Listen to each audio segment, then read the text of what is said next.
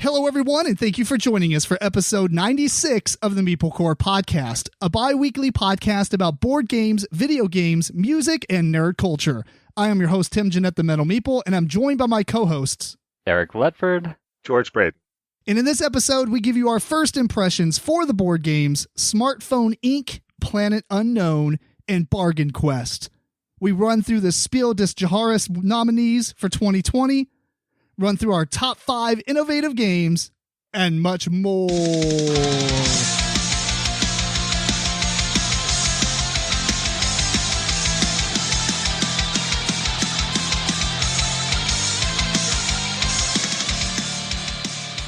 Alexa, ask a random question. Here's a question for you. What movie completely changes its plot when you change one letter in the movie title? Dude, this is so ironic based on what I'm going to bring up next, but let's go ahead and answer this. So, what plot changes based on just changing one letter of a movie title? Ooh. Oh. This is so funny. I mean, I have to do some research here. This is so funny based on what, because like the next thing I'm bringing up is basically exactly the same thing for board games. That's ridiculous. Okay. All right. Based on, let's see. All right. Dude, that's too much on this. Eric just Googled something. I just Googled movie names. There's one called The Invisible Man. And if you take off the N, it'll be The Invisible Ma. Totally You different. gotta change it. Don't take it out. You take out a letter. I thought that's what it said. Oh, I thought you changed it with another letter, like the invisible map. No, I think it's saying change the letter. Like Change the letter. Okay. Yeah, The Invisible Map. Sure. like, take something, like Fight Club, and now it's Blight Club. And the plot's about the World of Warcraft Blight, but they formed But a you would've two letters. changed chess your letter. Whatever. Rules, Tim, rules. It could be White Club, and be like undead fighting. Yeah, there you go. I'm assuming this is not fast enough for a podcast. This is a good question. It's funny, but definitely not putting on the spot. Yeah, Alexa, But not impressed. Yeah. Going off of that, I found a thread online, and it said change one letter of a board game to corrupt the name. Oh. She said that. I'm like, this is perfect. Huh. It's gonna seem like I totally did this on purpose, but it was we asked random questions. We do this live, but somebody said, here's some of my favorite answers. And it said Settlers of Satan. Cause That's pretty good. The next this one they changed 2 letters, but Twilight Snuggle. And then Hobo Rally. Oh, it's so good. That's pretty good, yeah. This one's a little PG-13, but Fapistry. Gross. That might be, they may have a low opinion of that game. That's not a board game I will play. Tragedy Pooper. Oh, man. Oh, those are good. All right, I'm not going to say this one out loud, but Dice Throne turned into another D word. D-I-C. Change that last letter. I got you. And the last one was actually the first one I read, and I laughed so hard that I did not even look at the rest of them because I'm a child on the inside. Yeah. But it's Wang Span. Wanks, man. All right, well, if you haven't unsubscribed to our podcast yet, then Now's the time. thank you. Right. More to come. It gets No, better from man. here. It does. Dude, this is what happens when you're in quarantine forever. I mean, people just get loopy, man. Hey, word games are fun. I like word games. Yeah, there you go. All right, well, anyway, thanks for joining us. And as always, we're going to kind of talk about what we've been up to since the last episode, and then we'll get into some news, the games, and a couple of topics. So, Eric, let's start with you. Anything that you've got to want to mention between episodes? No, not too much. Just been playing Destiny 2. I'm not sure if we really talked about it last time so Tim got me back into Destiny, got Shadowkeep. Been playing that for many, many hours, many late nights. I did get up to level or power level or light level 1000, I think yesterday. Besides that, yeah, not too much. Congratulations. Very nice. That has been a huge time sink. Yeah, lots of time. And Eric, you've been doing some 3D tours of houses. That looked pretty cool. You showed me that. Yeah, so not too long ago, I picked up a 3D camera, and it's different. It's pretty cool. Or 360, I Or guess we should say. not 3D camera. Yeah, a 360 Okay. camera. So yeah, so you just put it up or on a tripod in this instance, and you click it remotely, and it takes a whole 3D image of the whole room. That's awesome. Yeah. Yeah, that is pretty awesome. So you could just set it outside and it would just, you get a picture, like the clarity would be good. You could do landscapes like that. Oh yeah. Mm-hmm. Have you ever used Google Maps and you go down to Street View? It's just like Yeah. that. It's the same kind of technology or whatever. Okay. That's used. Right. And it's cool because you get to map out the different rooms, so you actually get to click buttons to move to the living room, to the adjacent hallway, things like that. Right. It's pretty nice. That's very cool, yeah. So people don't actually have to go in anywhere. They can see the place. Right. And that's Yeah. exactly where I started doing it, which it was utilized prior, but it's even more utilized now. So people can kind of virtually tour places without actually having to go inside. Yeah, that makes sense. Nice. Well, cool. What about you, George? What you been up to? Well, Set change. the set change. Yeah, this is not the green screen. Normally, I have the green screen going. This is reality here. I was living in northern Kentucky, just outside of Cincinnati for a while, and I had discussed with my landlord about being there basically until this year, and then we had discussed maybe I would stay there longer because of the coronavirus situation. I didn't really want to move in the middle of that. Mm-hmm. Wouldn't be easy to find a place, and I didn't want to go deal with a lot of people, in person as I did so. So I should have done the 360 thing. Yeah. but and so I thought I was going to be staying there longer as a result, but then the landlords weren't really respecting the whole COVID-19 situation, so I didn't feel safe there, and I had to get out. And so I did, and I moved back to the family farm, and I was originally in a horse trailer, which is just like a metal box. Yeah, which is not pleasant. With a bed in it, yeah, and it was not pleasant. And it got really hot 2 days ago. And actually, I got heat exhaustion, and I was nauseated and everything. I thought, oh my God, I have coronavirus. Right. But I was just actually overheated. And so now we've moved me into this little outbuilding here. It's really nice. There's the air conditioner over in the window, and I have my cat. Picture the coolest looking cat you've ever seen. So now I'm pretty comfortable and happy to be back on the podcast. Got my computer set up with the Ethernet cable going in to the house, and I'm good to go. But I'll get the green screen set up here and turn this into more of a studio here in a little bit. That's cool. Yeah. Is that it for you? I mean, moving is rough. Like just yeah. And moving in a hurry is worse. So yeah, going through a lot of stuff. Yeah. I hear you. Well, I've got a couple of things. Obviously, Destiny 2. I finished all my seasons leveling up thing. Got Eric in. Yeah. Not necessarily the season content, but right. Yeah. Just you can get to level 100 in the season levels. Other than that, I played some Monster Hunter with Emerson Matsuchi, the guy who designed, Century Spice Road, stuff like that. He's going to be on the podcast.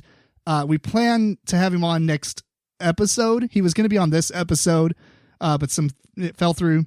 So he's going to be on next episode. We're going to play some more Monster Hunter. So expect us to talk a little bit more about video games. If you've been a longtime fan of the show, the guests that we have on, we don't talk a lot about board games. Obviously, bring them up and stuff, but we like to talk and ask other questions because every episode of every podcast you listen to always asks the same stuff. Like, what are you working on now? What kind of things do you think would be great to come out in 2020 for board games? It's like a lot of the same monotony. And I don't know, it's kind of neat to get to know the designers and their other hobbies and things like that. Now, obviously, I'm going to let, I want Emerson to plug his stuff and talk about some things, but we're going to focus on a lot of cool content that is not board game related as well. So stay tuned. I'm going to try to get him in our top 5 that we have for the next episode as well. Cool. Which might be video game related, George. I'm looking forward to it. That's all right. Get prepared. I played Monster Hunter with you before, Tim, and Eric too, and if I could join and play with Emerson as well, that would be awesome. That's a great game. Oh yeah, it's super fun. And just real quick, you can pick up Destiny. They have a Destiny Lite or something that is a free download. Oh, it's free? Yeah. Do you like first person shooters, right? I do, yeah. Yeah, the base game is like free to play. Okay. Yeah, I could do that. Yeah, it's worth trying it out, and if you hate it, then don't buy anything else. But with the way they restructured the game with Shadowkeep expansion, it's okay not to have the Shadowkeep expansion. You don't actually need it until you get to the in-game content, because most of it's focused on in-game content. So if I got the free one, could I play it with you guys, or would I just be playing by myself? Yes. Yes. Okay. Mm-hmm. No, you could play it with us. You just wouldn't be able to go to the expansion content unless you had it. Right. But again, that's like late game. I don't like to play video games solo. 90% of the game is not even the expansion content anyway. Yeah, we don't spend a lot of time in the expansion right now. Not that it's bad, we just don't. One thing I was telling Eric the other day, that War of the Visions game, that Final Fantasy Brave Exvius, I've changed my mind, and I'm gonna say I can't recommend the game at all to anyone. What? Yeah. Yeah, it is so fun, and I'm sticking with it, and I'm playing it, but it is like, but nobody else should play it. Well, it's just because I got so lucky, and I got one of the best characters of the game, and it's fully powered up, and for a free to play account where I didn't spend any money, that's crazy low percentages. Like less than 1% of the 4 million players probably have this. Man, if you don't count out the people who paid a lot of money to keep drawing for him and things like that. So yeah. But my biggest complaint about the game is that it seems that it's an idle game. If you've never heard what idle games are, they're games that you play on your phone that you literally just sit there and they play for you, and then you go through and click menu items. I never expected this to be like this, because it's a Final Fantasy Tactics style game, but you just hit auto battle 99.9% of the time. I don't even know what my characters do sometimes, because I have not actually played them. Wow. So it's basically, for me, this is kind of far-fetched, but it's the best game I've never played, because like, it just makes no sense. It's so much focus on the autoplay aspect that in Final Fantasy Brave Exvius, it was one of those things where you had to do the content kind of, or not really just Final Fantasy, but other games, you have to do the content before you can like replay it, but then have the game autoplay for you. Right. It's not the same thing here. Like, you play it and you finish off the missions of that quest, which are like the little achievements for that specific quest. Then you get to actually spend skip tickets. Story skip tickets are like, click, okay, you beat that stage. How many times you want to beat it? 90. However many tickets you have. It is so dumb. It's really kind of getting on my nerves, but I'm sticking with it right now, because in the hopes that future content will require you to be able to play it, and you can't do auto battling. I doubt that, though. Well, maybe, but right now all the content they have is not focused on the in-game. So if you already have in-game characters, you can just hit auto battle and not worry about it. Right. Can you maybe if they come out with more in-game stuff, that you won't have to auto battle. Yeah, can't you just pretend that there's no auto? Just don't push the auto battle. Just play the game. I could, but what's the point it's a colossal waste of time. All right. Because here's the thing. Playing one stage is one thing. When the game requires you to play the stage 50 times to get like a certain drop, yeah, that becomes a problem. That's most video games. I can't stand it either. So, like, I'm okay with farming, but I'm not okay with farming or grinding. Terrible. I'm okay with grinding, but I don't like grinding if the option's there that says, here's easy mode. Or like dying to the same Dark Souls end boss 50 times. That's also not fun. Yeah. Well, anyway, so I can't recommend it. If you've not got into it already, that's the main thing I was going to say. If you haven't already started playing, there's no sense of you jumping in now because of how much free stuff they gave away for the game's first couple of months. Now you come in, you're at a major disadvantage. Not that it even is competitive, but you just don't want to have all the stuff that they give away for free during like the launch event and all that other stuff. So anyway, but talking about a mobile game that I have been playing that is phenomenal and I totally recommend it. It's a game called Brawl Stars. And Brawl Stars is this little game that's made by Supercell, which is the same people that made Clash of Clans. it has gameplay kind of like League of Legends or Diablo, where it's that isometric view and you move around with like a joystick type of thing. Yeah. And your other one aims. You have one ability and one super. So you run around just like maybe you got the character that shoots a shotgun and her special is you click it and she shoots a more powerful shotgun that knocks people back. There's a girl called Nika that runs around. She's like a little child with a bear suit on, like a little cosplay. And she runs around going, rawr, rawr. And she shoots these like magical balls. But if you hit people enough, you charge up your super gauge. And when she clicks her super, she spawns like an actual bear. She goes, bear! The game is so silly and so hilarious. It's basically Annie from League of Legends. Yeah, kind of. Right. But the game literally takes between 30 seconds and 2 minutes for a match. It because is so dead, satisfying. Or you win. No, because the game is not only that long. Some of the game modes, you have like gym grab, where it's a small little map. It's like a little arena. In the middle is this little sewer lid hole that's glowing purple, but it glows purple when it spits a gem out. So when you get close to it, you pick up the gem automatically.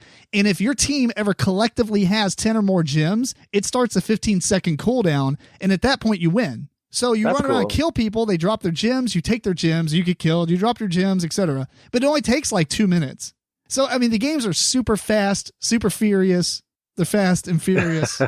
Is it like PvP? Like, are you up against other players? The whole game is PvP. It's always 3 versus 3. Oh. There's also like a battle royale mode where it's like 10-player free-for-all on a map that starts shrinking as it goes on. And, single elimination. So if you die, you don't respawn. There's also a duo version of that where it's 5 teams of 2. And if your teammate dies, they'll respawn in 15 seconds. But if you're ever both dead at the same time, then your team is out of the match. Right. It is phenomenal. It is so fun that this is the only, I immediately bought Eric, this is kind of funny. They have the exact same season stuff that Destiny 2 had. Oh, really? Okay.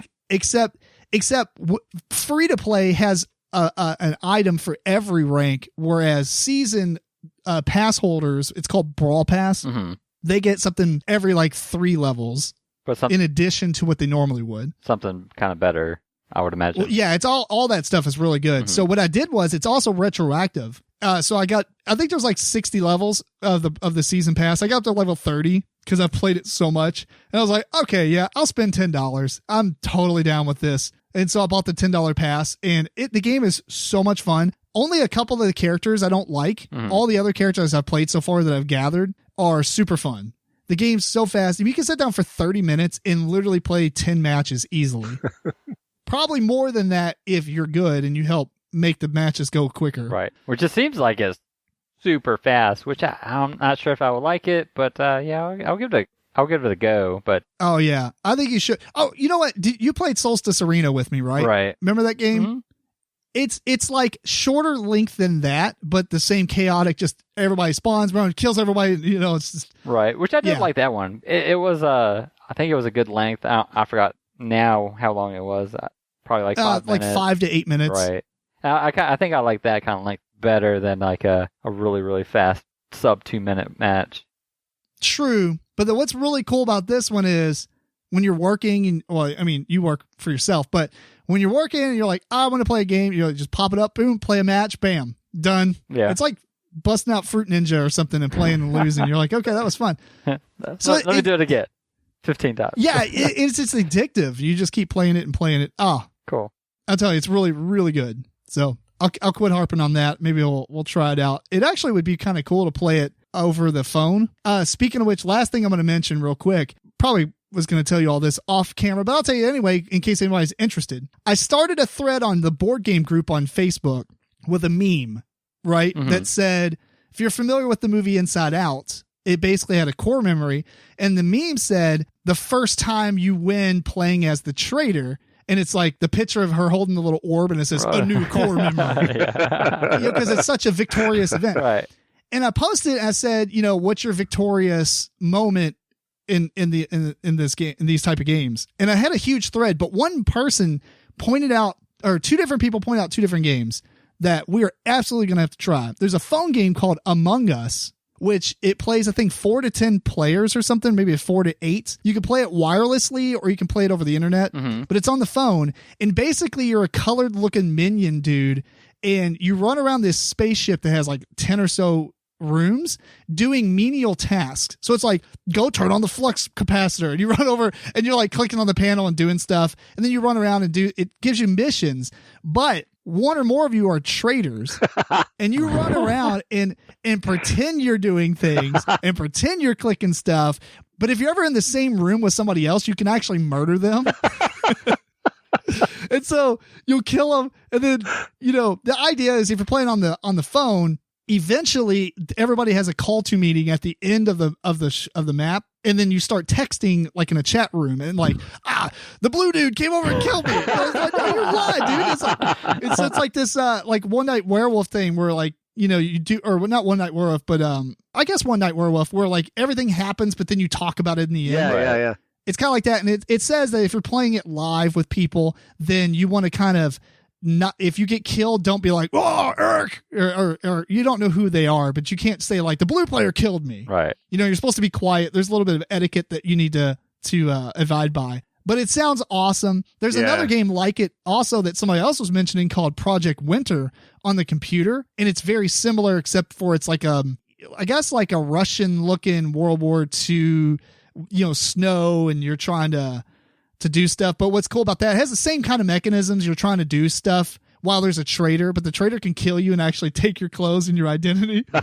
But their body type stays the same. So if they're a really big dude, they might be wearing little tight clothes.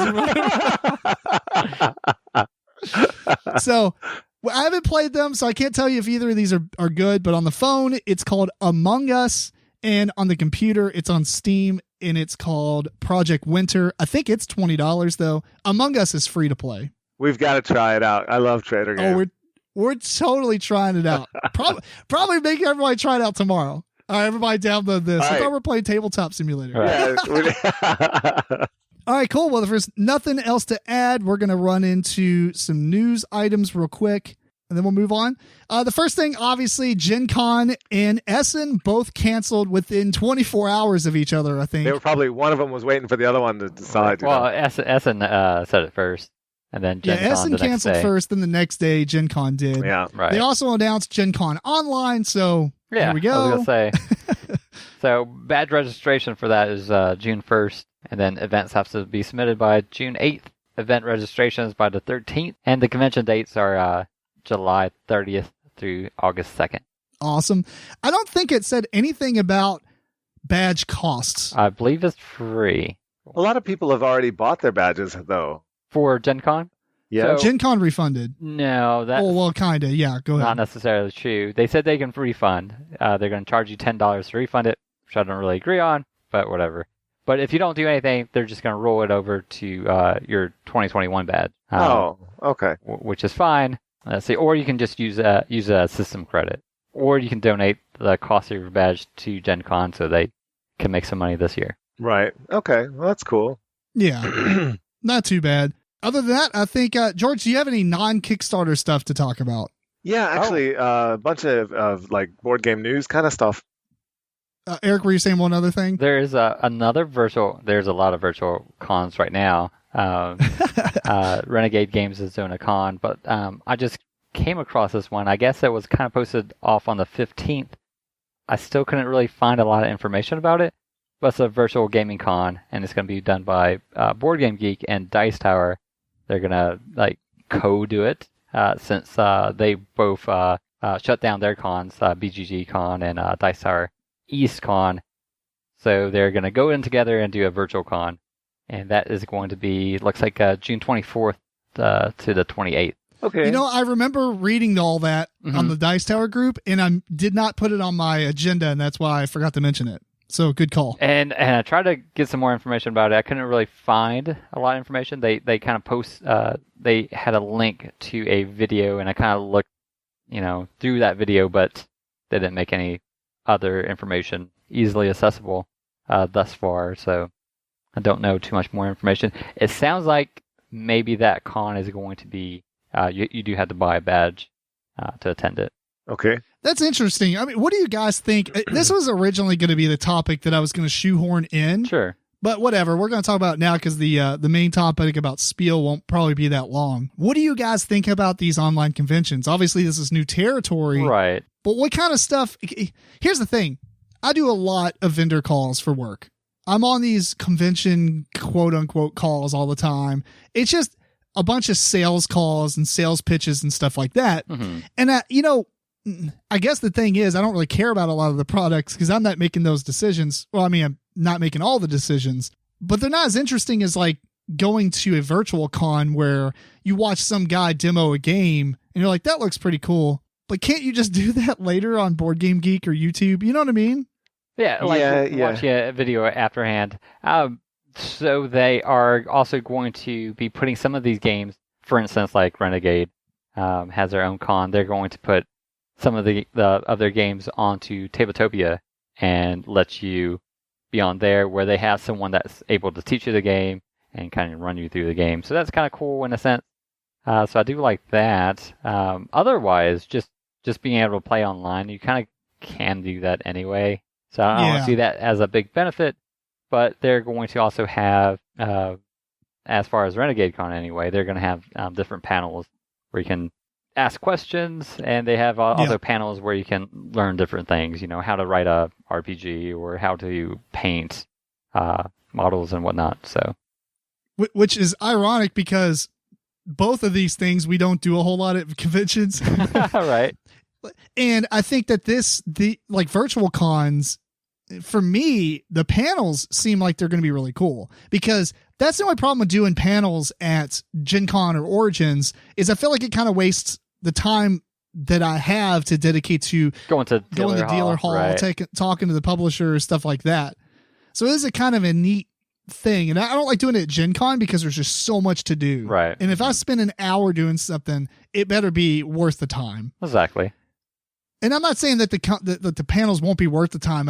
It's really hard for me to give up that time to it. I think that's going to be awesome. I think the panels are going to be great. I might actually sign up for some of the games, especially if it's games that are newer or games that are coming out. And for some reason they put those on Tabletopia early. Maybe they're only open for the convention time period. Yeah, that would be. And then they're going to take them off. That'd be good. That kind of stuff would be awesome.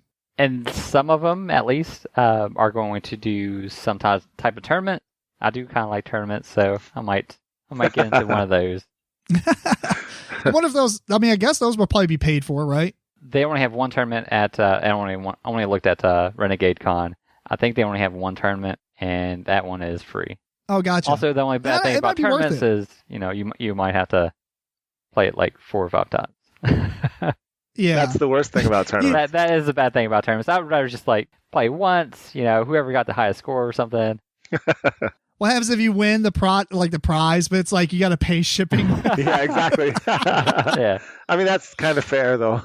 Yeah. Especially if it's a free tournament to begin with. I think what about you, George? You going to do any of these? I will, yeah. I think the big thing about conventions for a lot of people is just interacting with people. And, right now, that's something that you really can't do. Right. A lot of these board game stores are only allowing 10 people in at a time, and they have to stay apart from each other and, all that kind of thing. Mm. So this would be an opportunity for people to get together and play games with people that they haven't seen. Like we go to conventions and we run into the same people. And right. So we know them and we know them from conventions, and maybe we get involved in games with them. And this will be a way to do that.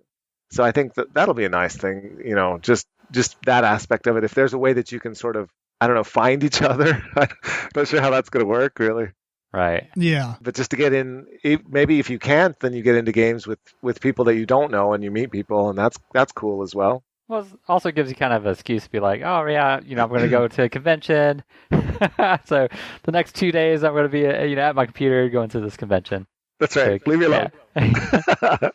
It seems to be more digestible with the family. Yeah, right. That's right. It's a special event. Right. Right. Because, you go to a convention, you might be busy the whole day. But I was telling my wife, we schedule these events for these online conventions, and maybe I have a 3-hour block where I don't have anything scheduled. So what am I going to do? Just watch a bunch of random footage of them talking about stuff that maybe I don't even care about. Mm-hmm. Yeah. So I don't know, though. I mean, who knows? Maybe it could be a lot of good stuff, and I get drawn in and just watch it the whole day. That's likely. You never know. It is interesting. I wonder if I wonder how many of these are going to survive for next year. Oh, continue on, right? Yeah, it probably depends on how well it's received this year. And then on top of that, how well they can market it and be able to quantify it and, make it worthwhile to the people that are running it. Right, and especially if everything opens up to where we have normal conventions next year. Right.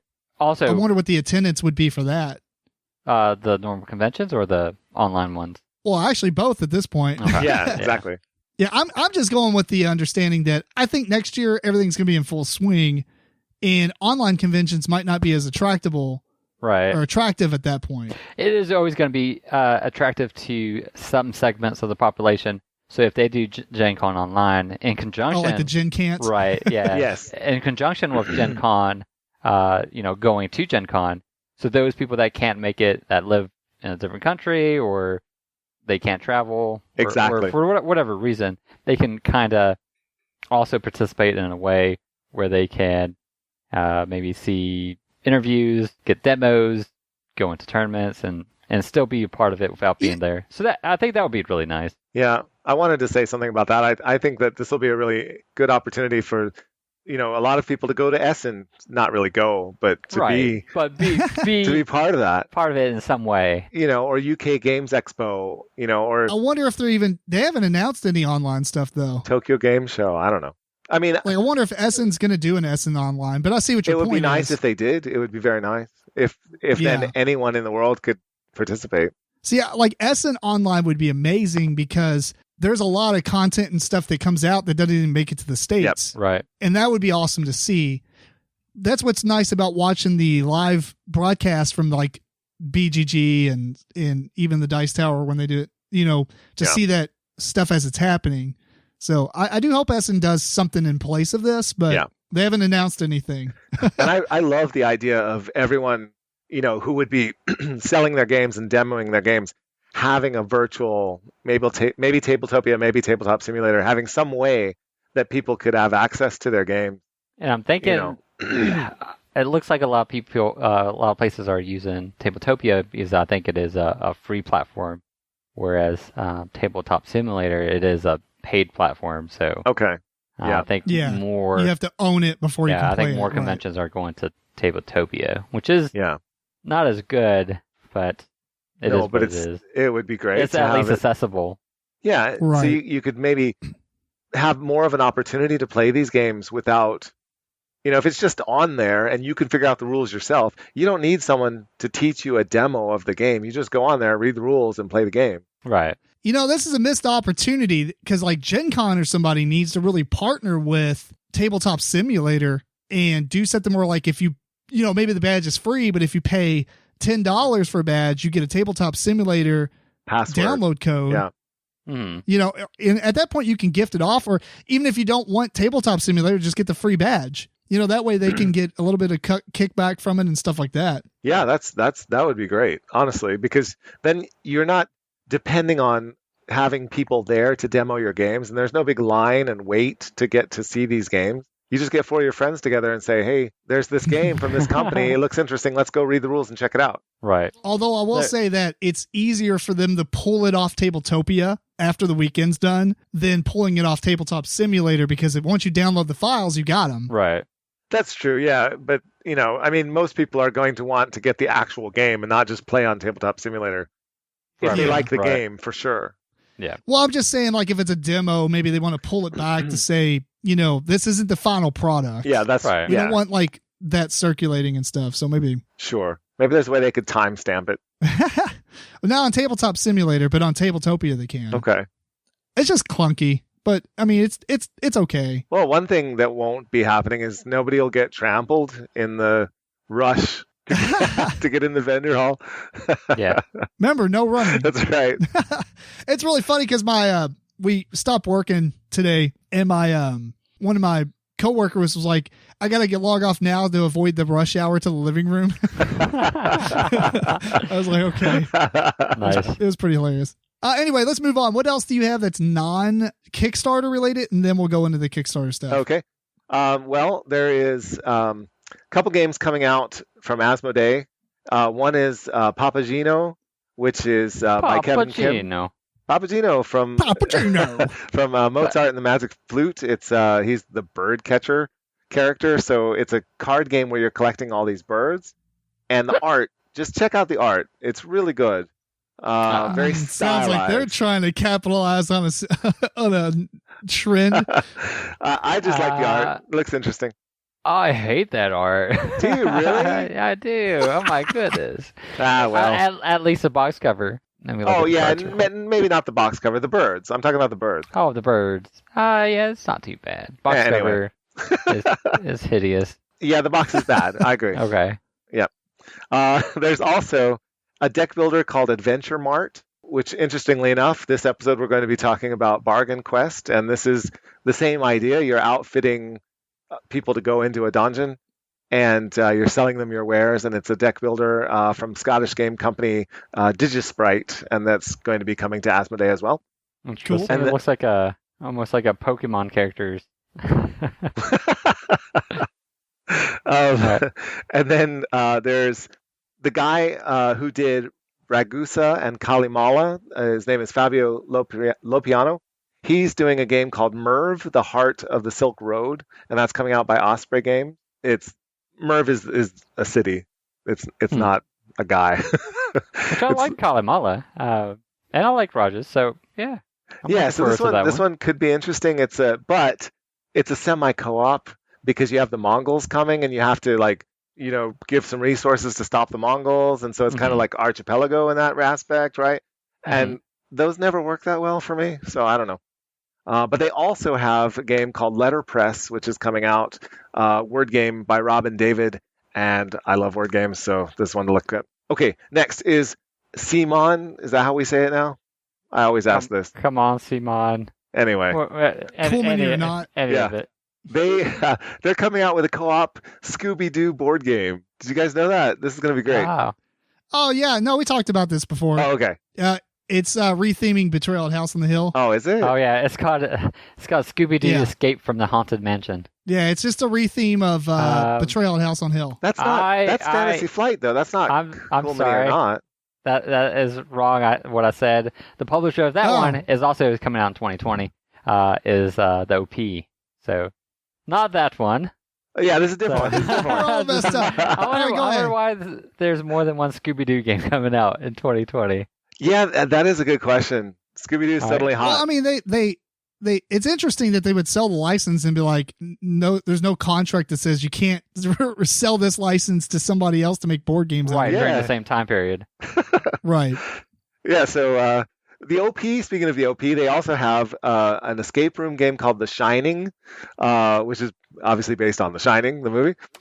Escape from the Overlook Hotel. So that'll be interesting. And, okay, final one is the one I'm actually most excited about, is Sea Change from Inside Up Games. And this is a game that's based on the game Gorus Maximus, which is a trick-taking game, which is really clever and fun. But I hated the theme and I hated the art. I didn't hate the art. The art's awesome. The art was awesome, but it's just like stupid bloody, like for no reason, you know. Oh. Yes. Sounds awesome. Okay, well, anyway, they're making it with sea creature art, and it's going to be like, just... It's the same game, or is it a different game? It's basically the same game, but you've got better theme. Pointless.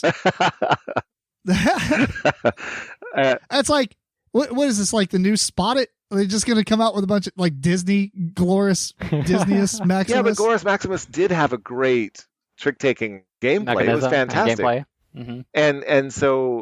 And you'd play a card that was the same card that somebody else played, and you'd change the suit of the trick. But why is that? When you're in a gladiatorial combat, why does that happen? But in this case, it's a sea change. All right. I know. I'm so sold. Sign me up. It's going to have like sea turtles and dolphins and stuff. It's going to be better than people stabbing each other. It's going to be better than a bunch of blood for no reason. Yeah. That's hard to believe. I mean, I get they're trying to appeal to a different audience. Right. Yeah. Trying to make it, if it's a trick-taking game like Hearts, if Hearts had blood all over it, it probably wouldn't be a family. That makes sense, though. Game. Hearts have blood Hearts in them. bleed. Yeah. I know, but, content-wise, you go from R to PG. Exactly. Cool. All right, well, I've got our first Kickstarter, then George has like 22,000 of them. No, I'm just kidding. You have a few, right? I have 5. We're gonna make it short, not to like bore everybody. But if you like Kickstarters, then this is when you start listening.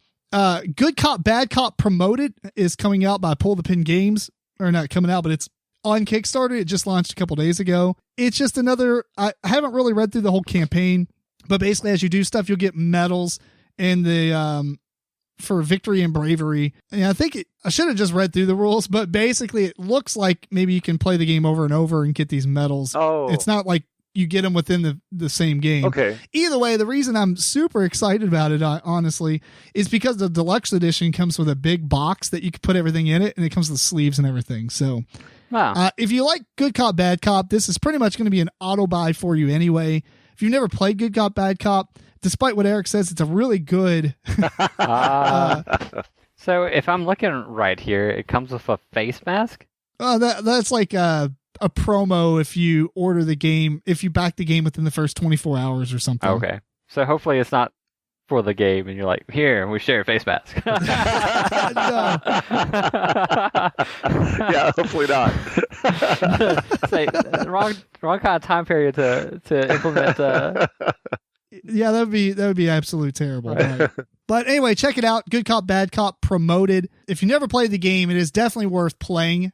Basically, you get these 3 cards in front of you, and it's, you're either a good cop or a bad cop. So if you have 2 good cop cards and 1 bad cop card, you're a good cop because you have more majority rules. But then as people investigate you, they only get to look at 1 card. So you're like, they look at 1, it's a good cop. Then next round on their action, they look and they see the bad cop. They're like, what are you? The game's like 10 minutes. It's really quick. It's really good. All right, George, give us some more Kickstarter stuff. Okay, and I'm not going to tell you when they're coming out or if they're on Kickstarter now. Some of them could be, or by the time this comes out, they might be, because they're coming at least in June sometime.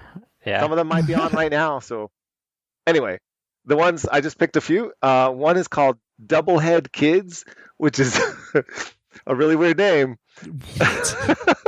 But it's the second printing. It's a game that's based on Doppelkopf, which is the most popular German card game, actually. And really? What's really cool about this is it's a kid's version that teaches this complex card game through a series of steps. So you play in a few different ways as you're learning the card game, and by the end of it, you're able to play the full card game. Oh, cool. So yeah. So it's a way that you can teach your kids on how to play the main. Or you can teach yourself, because if it's some of these really complicated card games, I just get bored and tune out if they're played with traditional cards. Mm-hmm. Sometimes I just don't care. But this is a way where it's actually okay, these are characters and they do things, and it's like a story, and I don't know. I think it'll be better just to teach the game. So this is the only reason I like trick-taking games, is when somebody busts out a trick-taking game that has pictures and stuff. Because let's play euchre. I'm like, let's not. No, I go to sleep. On that stuff. But this might be a way to get me into it. And this one sounds interesting because it's called Doublehead, because you have a partner in the game as you play the game. I love partner games. But here's the trick. The trick in the trick-taking game, you don't know who your partner is until certain other things happen in the game, which is kind of cool. Yeah.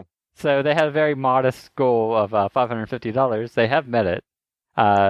You can back it up into June the 2nd. So you got 4 days from. This sounds like a pre-order system. Oh man, it's over on June 2nd? Yeah, 4 days ago. Oh geez. Well, all right. Well, sorry guys. I hope you have time for it. Yeah. Okay. Late pleasures. This one is also currently going on. I know this for sure, but I don't know when it stops. It's called Nemesis Lockdown. Oh. And you can order the actual, the regular Nemesis, which was a very popular game from last year. 2 years ago? Anyway, came out last year. And this is an extra bit added to it. Has a solo mode, for one thing. But then it also has an extra map, and it has several levels to the map.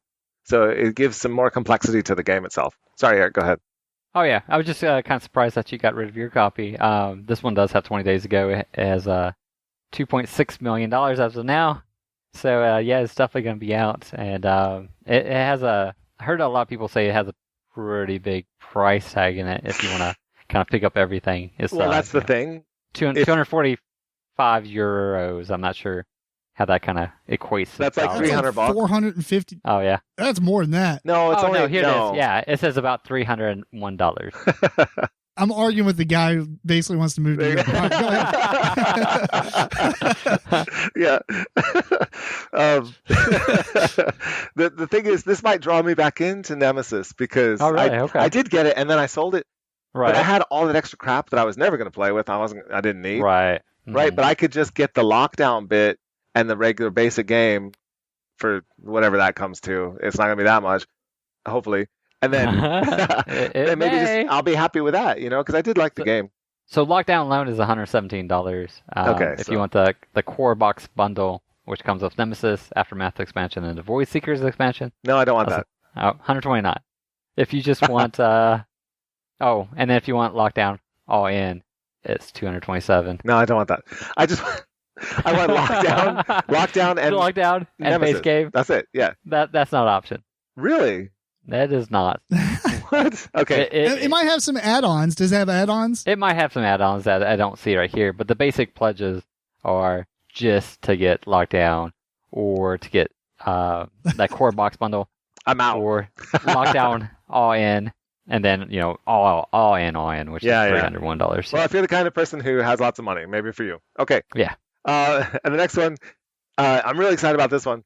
It's Merchants of the Dark Road, and you would think not the kind of game I would be excited about because it's worker dice placement. Actually, I do like that, but it's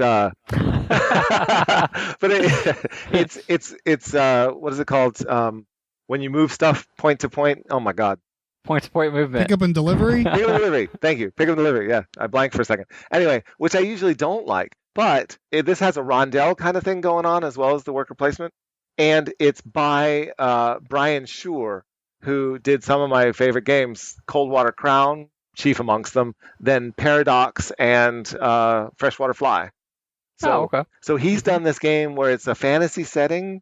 Again, I'm not crazy about that part of it, but you're these merchants who have to go through this dangerous pass or whatever and deliver things and bring things back. And I don't know, it's going to be kind of interesting. Big box game.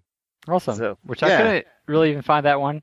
So I think it's coming soon. Soon. Merchants of the Dark Road. Got it.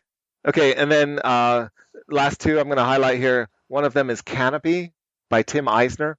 And he's the guy who did The Grim Forest and The Grim Masquerade, which are great family games. But he also did March of the Ants and Tidal Blades, which are more gamery games. I definitely want to play Tidal Blades. Yeah, and March of the Ants is great. So yeah, I like March of the Ants. I do too. It needs to be a little longer, but it was good. Well, it's got expansions, makes it longer. So that's good. And this one is you're building your own rainforest, and it's competitive. You want to have the best rainforest by the end of the game. So the really interesting mechanism in it is you're drafting cards, but you can look at a pile of cards and decide not to take it. So you put it back, but you add a card to it. So you don't know what you just put back with the added card or whatever, but somebody else can take it and look at it, maybe put it back. So it's growing and growing like a forest would grow until you decide to take it, and then you add it to your forest. So, but when do you do that is the question, Right. Because there's also things that are bad for your forest that are cards that you don't want to take. So I don't know. It sounds really interesting. Was that coming soon? Canopy. Don't know. Coming. Oh, okay. Don't know. Yeah, I tried to find it. I couldn't really find it because there is a Game Canopy bag that is has taken over that name. Well, this is Canopy by Tim Eisner and Weird City Games, and I think it's probably coming in June. Okay. Okay. And then the last one. This one's on Kickstarter right now. I don't know when it ends, but Eric will find out. It's War of Whispers, the Collector's Edition, and Dark Alliances. I think this one just launched or it's about ready to launch. Yeah, so it's probably going to be up there for a while. And it looks great. It's very Game of Thrones kind of a game. We definitely need to play the base game. We have to play it online. It looks so good. It has 6 more days to go. It ends June 4th. So not a long time. It'll be done by the time this comes out. Well, it's only at 28. Yeah, you got 6 days. So the quick version of this one is there are these 5 very powerful nations that are at war with each other, and you don't care about them exactly. Like, you're not part of any of these nations, but you are sort of in the shadows trying to pull the strings, and you sort of are betting on which one's going to come out ahead. So you have randomly given these tokens that you're going to sort of order in terms of who you want to come out ahead in the end of the war, and the one you want to do the least well. And then that's randomly determined, but then during the course of the game, you can reveal 2 of them in order to swap them. So when do you do that? Do you do that when things start not going your way, or do you keep fighting to change the eventual outcome? That's pretty cool. It's so cool. And the alliances that are being added with the little expansion, also it's collector's edition, so it has great bits, but the expansion adds... Are you talking about Dark Alliance expansion? Yes, cards that have this sort of powerful effect, but you have to like sell your soul, you have to get it. There's a price you have to pay in order to have that thing happen. So this guy says, "Hey, I'll do this amazingly powerful thing for you, but here's what I want." It's going to be great. So it looks like the expansion is only $7. So if you already had the game, it's just a pack of cards. Right, it's worth $7. If you want this standard edition is $39, and then the deluxe edition is $59. Which seems to actually, for Kickstarter prices, it seems pretty low. It's a pretty good, It seems like they're not trying to gouge you here. It's just, it's got lots of extra like plastic bits that just upgrade the components. Right. Yeah. So those are my 5 that I'm looking forward to. There's a bunch that I'm really not, so I won't go into those. All right. Well, before we get on to the games that we've played and we're going to talk about in depth, if you want to support the show, just visit MeepleCore.com, click on that orange link that says Humble Bundle. I've said this 1,000 times. MeepleCore Humble Bundle partner link. It'll redirect you to Humble Bundle. If it's any of the bundles that you buy on any of the bundles that you buy on there, that makes sense. It's going to give us a little bit of a kickback. You can choose that slider if you want to put more to us or the charity that it's supporting or whatever you want. But more importantly, if you are getting into online games like playing through Tabletop Simulator, if you're going to buy it at $20, go ahead and buy it from Humble Bundle using our link. It helps us out and it doesn't cost you anything extra. So otherwise, wait for a sale. Buy it wherever, if it's on Steam or whatnot, but it goes on sale quite a bit at Humble Bundle as well. I try to link that out on Facebook and stuff whenever it happens. Otherwise, if you want to also support us a different way, you can go to patreon.com/MeepleCore and support us on there. And it would be awesome and greatly appreciated. So we have 3 games we're going to talk about this episode. We have Smartphone Inc., Planet Unknown, and Bargain Quest. So for the first game, we have Smartphone Inc. Smartphone Inc., the designer is Ivan Lashin, the artist is Victor Miller-Gausa, and the publisher is Cosmodrome Games. So Smartphone Inc. has a theme where you're, a cell phone company selling your cell phones to all these different markets throughout the world. I'm just going to really talk about the mechanisms. We can talk about the theme later. Basically, the way a game works is there's 12 different sections of the world represented on the map, and you're going to try to have presence in those markets to be able to sell cell phones to that market. The way you start the round, I think is the game, 5 rounds or 6? It's 5. It's 5. So you play the game through 5 rounds. 5. It's very short. Yeah. Yeah, it's pretty short. Fast. So in one round, here's everything that happens, and then you're going to repeat this 5 times, basically. You have these 2 cards that have icons on it. Think of it like a 2x3 column. So you have up to 6 icons on each side of the card. And you're going to put those on top of each other however you want, covering up what symbols you want. You must at least cover up one thing, even though it could cover up technically a blank. Right. But what happens is after everybody's set those in private, you reveal, and it's going to show you all these different symbols and all the phases to the round. Each of those symbols will tell you how many times you get to do it, basically. So after you've done that, some of the symbols will adjust your price that you're selling your cell phones. You'll go from like 2 to 8. There's a reason you want to sell low. There's also a reason you want to sell high. Then you're going to collect cell phones. So every cell phone icon that you have, you're going to get 1 cube of your color. Then it will be there's a yellow icon that only appears once on the cards you have. This is going to allow you to get these upgrade tokens that will, you can put those on top of your cards as well. That might give you symbols that you need more of. Maybe you might want more cell phones, so you cover up like delivery tiles just with more cell phones from these yellow tiles. Logistics. Or logistics. Yeah, or unless whatever. you move around the board. Yeah. So the next thing is the technology. There are at the bottom of the main board all these different technologies. Those are slightly randomized each game or whatever. But basically the technologies are going to give you a kind of like a special ability, and also it unlocks a symbol for you. So maybe you want your phones to be able to play games better. So you unlock the gaming icon, and that's going to play into one of the next phases. There's the logistics symbol, which is the next phase. And that's going to allow you to the adjacent markets that are next to one that you have presence in. You can actually put new presence in other markets. So you expand out basically your supply chain or whatever you want to call it, which it just gives you access to different parts of the board. Then you're going to, I forget what that last symbol is. Oh, you get to place your money or your cell phones in these markets. So whoever sold their cell phones for the lowest amount is actually going to be able to put all their cell phones out first. And the reason that's important is because maybe they have Wi-Fi, the icon for Wi-Fi or gaming, but you have Wi-Fi and gaming, and they go and take up all your little spots on all these different markets. And now you can't sell yours for 8 a piece. They're selling them for 2 a piece, and they're undercutting you basically.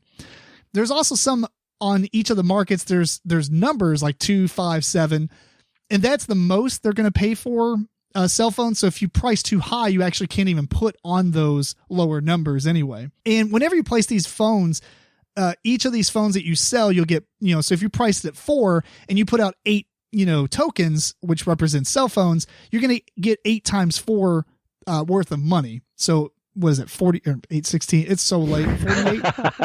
What is 32. that? 32. Oh my gosh. All my stuff stopped working before we start recording. I had to fix everything. I'm in an IT mindset, not math.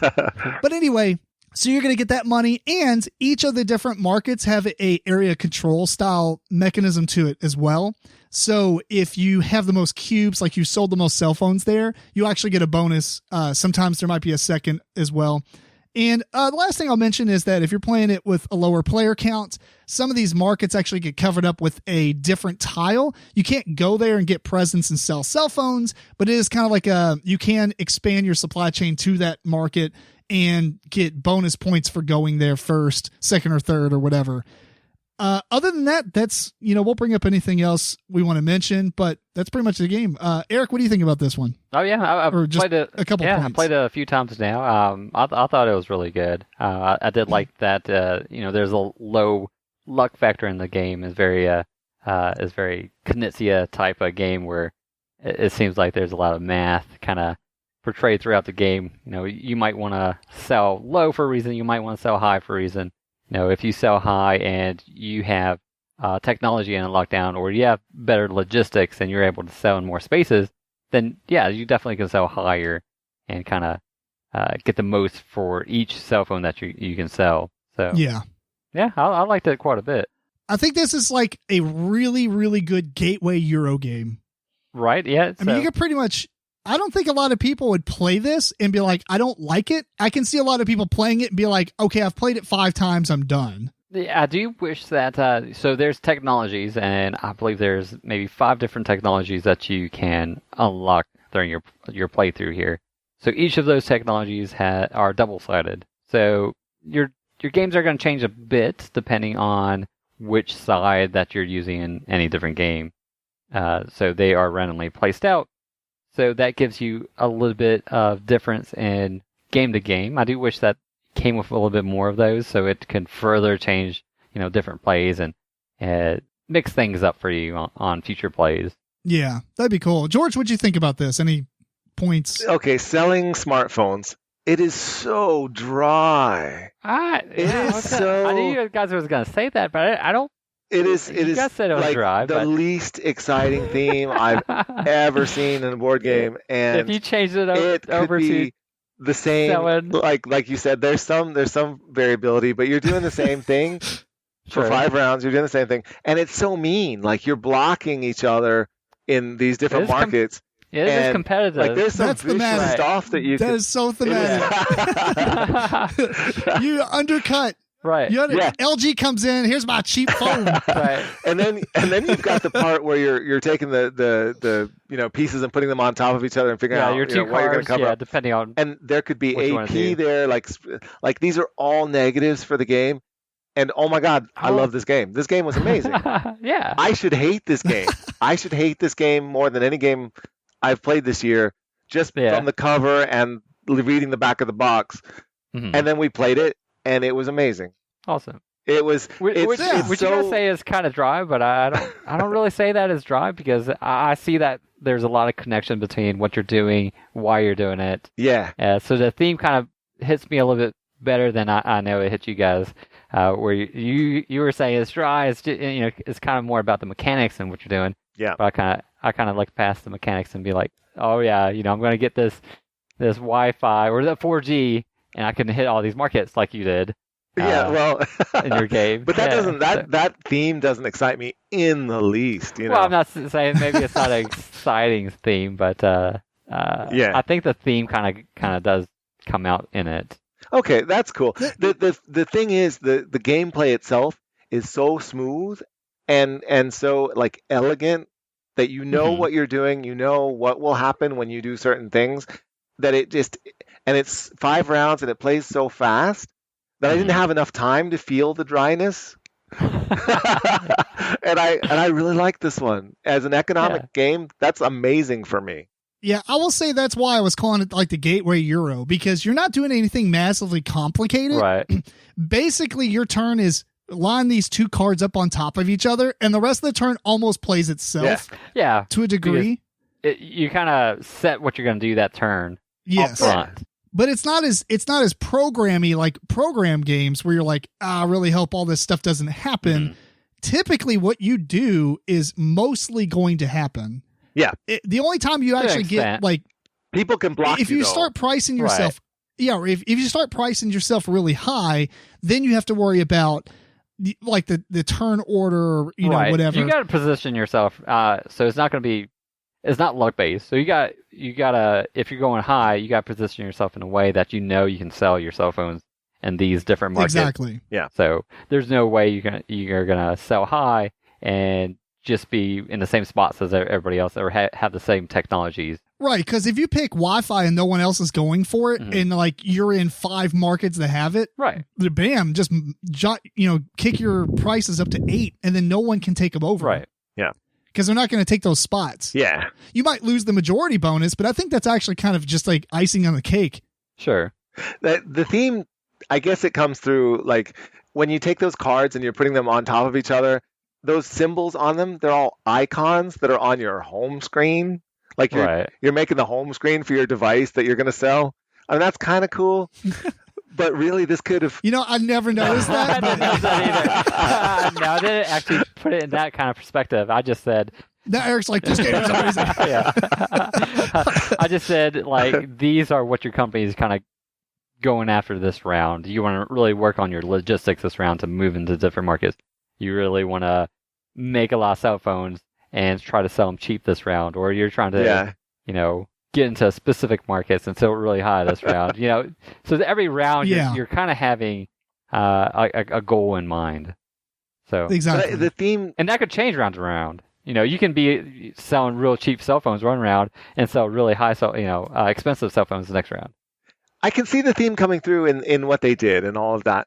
But you could so easily change this theme and retheme it as, instead of these are markets that you're going into, these are like habitats that your animals are, going into and evolving. And, like the price could be like, like size of your animal. So it's like what you have to eat versus like lots of little ones, you know what I mean? Like it could totally be changed. It could. True, but how many other games about cell phones are there? All right. It is kind of neat that they took a theme that hasn't really been explored and made a game out of it. Okay. I mean, that's one of the things that Wingspan had. Innovative. Where, I mean, there's not a lot of games about birds. Right. And so I think that birds are probably more interesting than selling cell phones, but who knows? I mean, cell phones is a pretty neutral territory, and I mean, everybody's going to kind of grasp that concept pretty quickly. Yes. Oh, I'm selling cell phones. Everyone has a cell phone these days, so I mean, you can understand it, but I still would like this better if it was birds. I'm not massively thrilled about the theme. I think it's a very safe theme to go with, but I do wish it was kind of something else. Either way, though, I do think that I'll probably try to pick this one up. I think it's, Eric, you're saying it's quite hard to find, I believe. Yes, yeah. You know, well, Arcane Wonders had it for a bit. I'm not sure if they still have it. I knew it was going to go to, I was thinking maybe Portal Games, but it is hard to find in the U.S. at the moment. I think there's another shipment coming out. I'm not sure which company's coming out with that second edition or that new edition. I hope it's not interesting. Portal. All right. Because they promised a retheme of Predaporter and they never came out with it. Predaporter did come out. They just came out with the game again. Yeah, they were going to retheme it to video games and they didn't. Oh, gotcha. They kept the theme. They kept clothing and right. Like, so that gives me no hope for this one's theme changing. Oh no, I believe it's a straight reprint kind of. Yeah, that's a problem. But well. It is a great game. It really is. Yeah. Do you all like the puzzly aspect of selecting your actions at the start of each round? Yeah, I did. Mm-hmm. Well, so what do y'all think replayability wise is? I mean, is this a game that you would play 5 times and be like, okay, I've experienced it, time to move on? No, or do you think it's one of those games you play a bunch to get better and better? I think it's one of those ones I'd play it 5 times and be like, okay, I'm pretty done with it. But I have so many games that I never play a game. You know, my 5 times are going to be over the course of 2 years, so it's fine. Or more, right? Yeah, and I kind of maybe feel the same way. You know, like you're going to experience everything in the game in one playthrough, so it's more of a Splendor kind of type of game where you know, you're not going to play it every week, I guess. So space it out. It's a good game to play. There is an expansion. I put this. Yeah, they have an expansion coming out. But what I was going to say is I put this game in the category of I'm going to want to play it 5 times, and then any plays after that is usually because I'm bringing in a new person. Yeah. Yeah, that's true. And which makes it worth it. I mean, with so many board games out there, I think it's absolutely a game you should check out. And for me, it's a buy. Yeah. Now, here's an interesting thing as well. We played with, what did we play? 3 people? 4. Was it 4? Yeah, it was 4. Okay. The game plays up to 5. Okay, I was thinking it was us 3. I played 4 and 5. Okay, because I've heard it's so much better with 5 than it is with 3.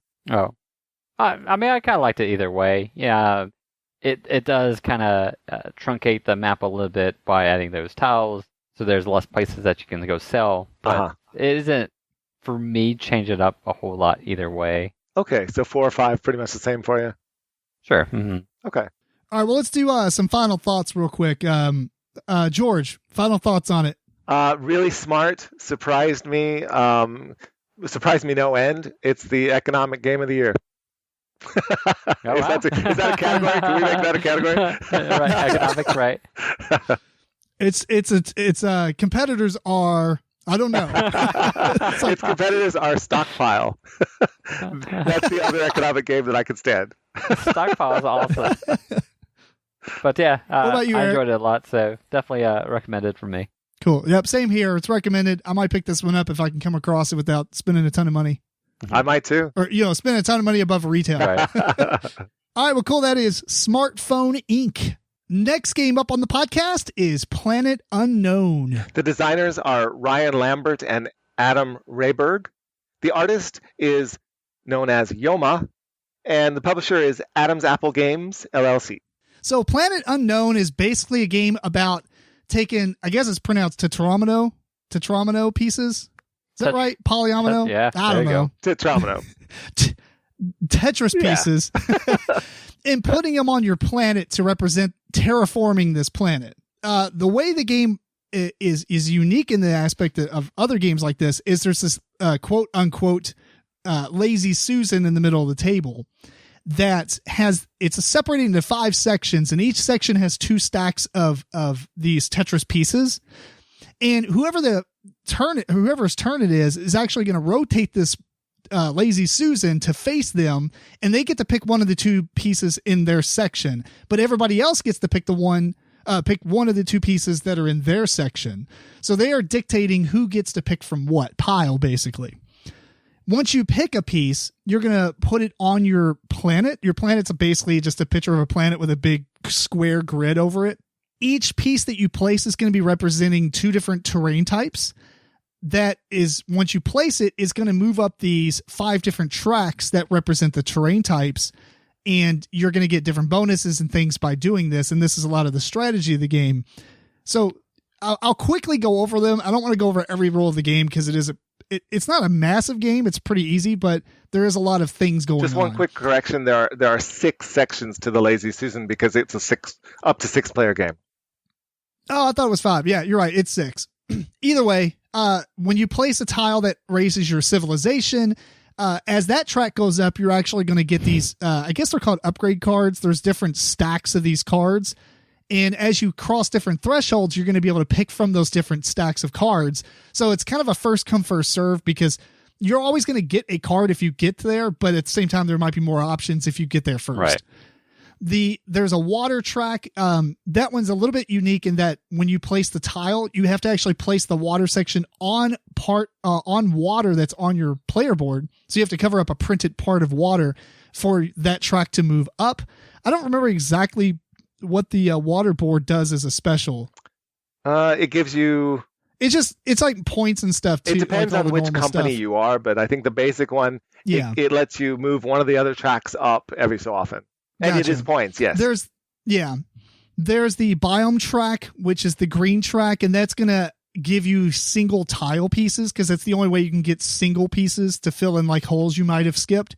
There's a rover track that will give you rover tokens that move around on the planet.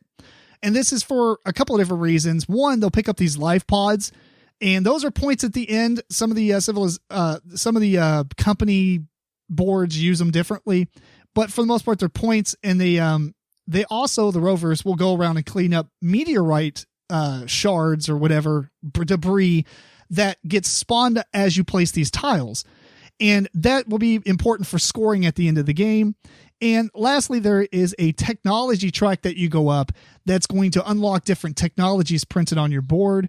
And the game's going to keep going until one player can't place a piece. And then at the end of that round, after everybody's placed the piece they selected, the game ends and you do scoring. There's a couple of ways of scoring, or a couple of different things for scoring. You're going to get points for every row and column on your planet that you fully filled in with a token or a tile, except if it has a debris token on it, the meteorite token. You need to have cleaned that up because otherwise it makes that row or column ineligible to score at the end of the game. Also, those are worth a point for every 3 that you've collected. You'll get points for your life pods that you picked up. And at the start of the game, there's these achievement kind of cards or goal cards that you're going to put in between each player. So you're directly in competition with the player to your left and right over one card. And it might say at the end of the game, whoever between you two has the most technologies at the top of the track will get 5 extra points. Or maybe whoever has the most biome, tech, or whatever, so on and so forth. All your different tracks that you've been moving your tokens up on will also cross over thresholds that will give you additional points. So the farther you get a track up to the top, the more points it's going to be worth. Also, it's worth mentioning that a lot of the tracks have those little synergy tile icons or whatever they're called in the actual game, where if you cross them, you get to move up one of your other tracks one space. So that's pretty much the gist of the game. There's some more to it, but otherwise we're just going to talk about it and bring up what we missed if we need to. So Eric, we're going to start with you on this one. Would you give us some points that you like about this game? Sure.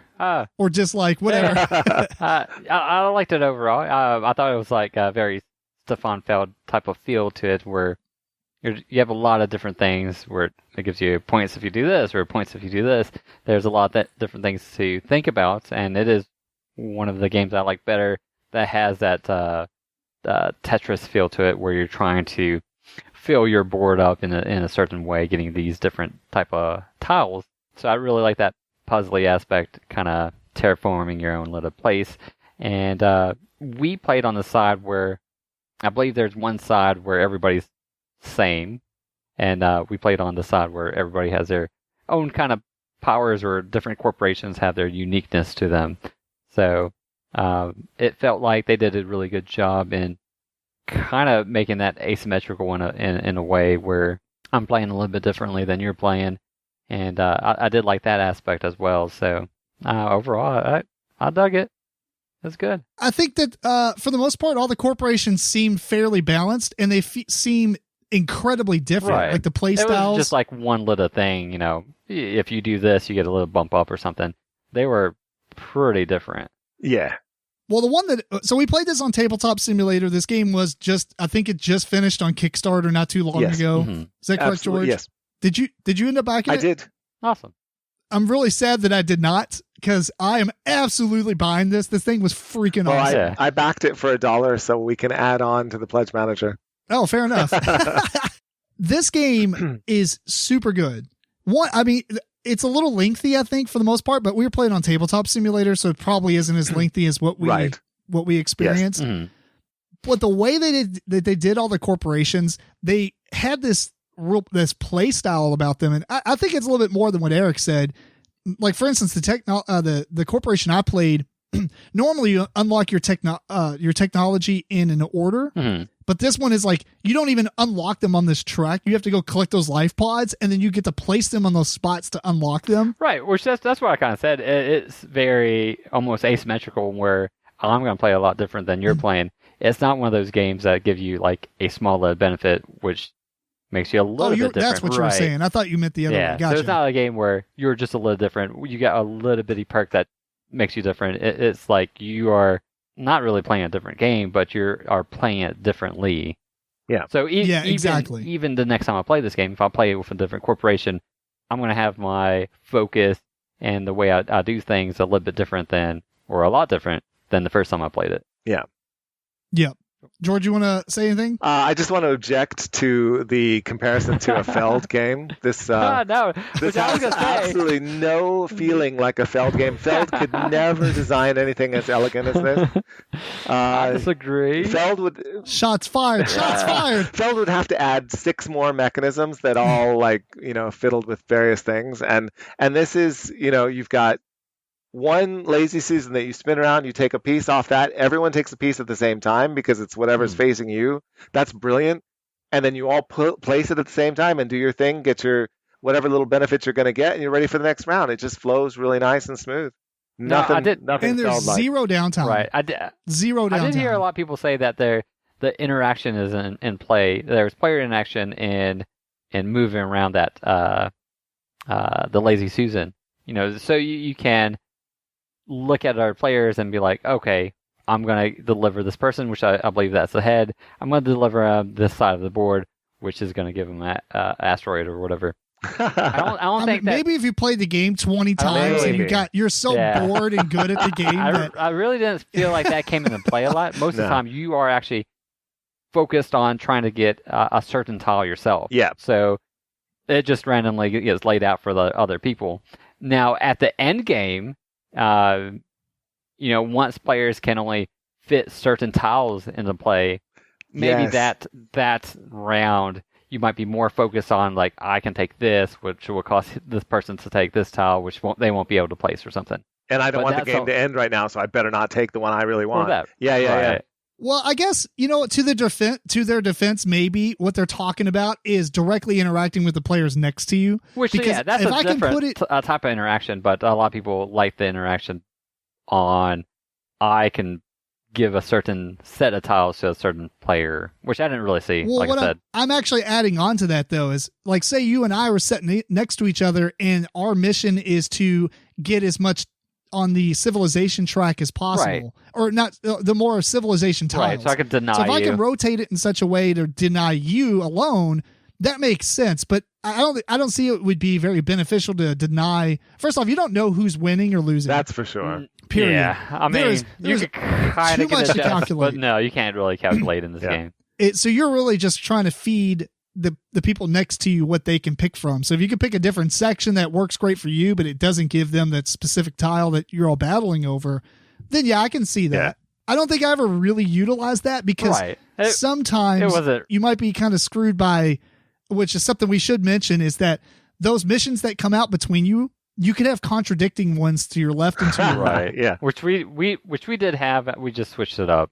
We switched it up, yeah. But that is a thing that can happen, which would be unfortunate. And plus, on top of that, maybe the corporation that you're playing really utilizes a specific track as its mechanism. Oh, right. And then, maybe it's like whoever's lower on this track or something. Right. And that's what your corporation's really wanting to go high on that track. Exactly. So there are some tiny little wonky things like that, but I don't think it's that big of a deal. I don't think so. I don't think. But it's not worth avoiding the game. It doesn't feel like a game where you're going to care even that much because, you're working on your planet, you're doing your thing. And like you said, you don't know what everyone else is getting. So it's just satisfying to be building up your planet and doing the best that you can.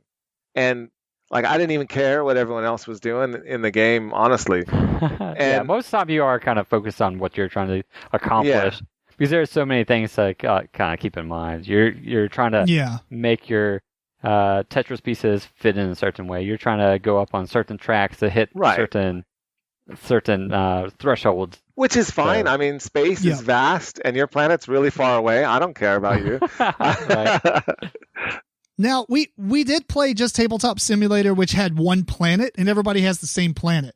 If I remember reading this correctly, I think the game comes with more planets than like that, a dozen or but they're double-sided. Yeah. But I don't think everybody's terraforming the same planet. No. Okay. If you're doing different planets, they're all different. Like there's only one set where everything is the same. Yeah.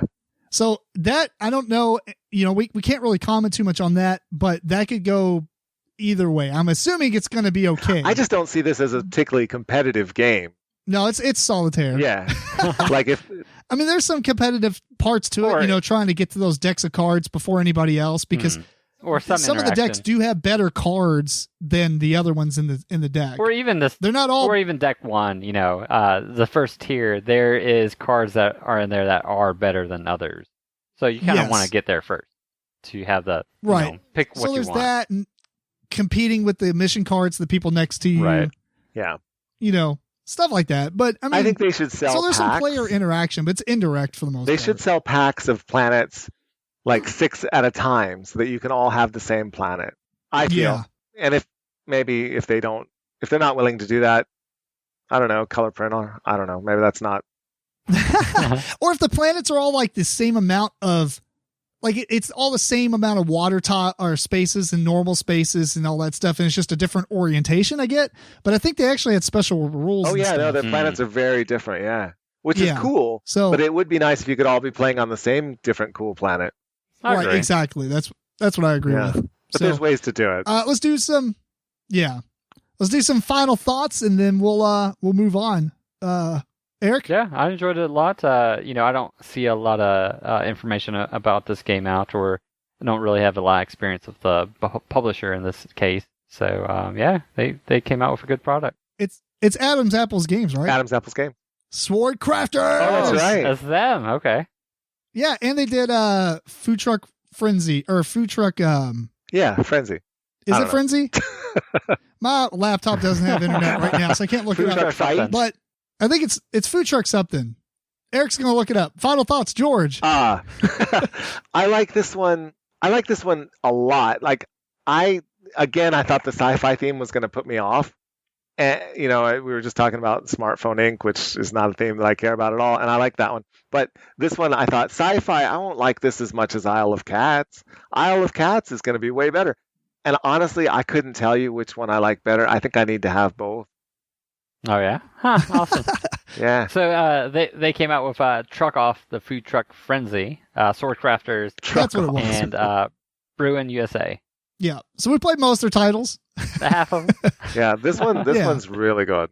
Yeah. This is a publisher to look after, because I liked Food Truck, or what was it called? Truck Off. The Food Truck Frenzy. I like that one. It would be cool to get it to the table again. I really like Sword Crafters, the expanded edition. Mm-hmm. And this game is phenomenal. I'm totally going to get this. It's great. Have you guys... I kind of wish... I was going to say, I wish the Kickstarter was going on. Well, you can order it on mine. We'll just add it to the Pledge Manager. Yeah. Fair enough. Did you guys play Isle of Cats? I have not. I have not either. It's really I'll try similar, it, but also but it's very not different. high on my list. That's fair. All right, well, let's move on. That was Planet Unknown.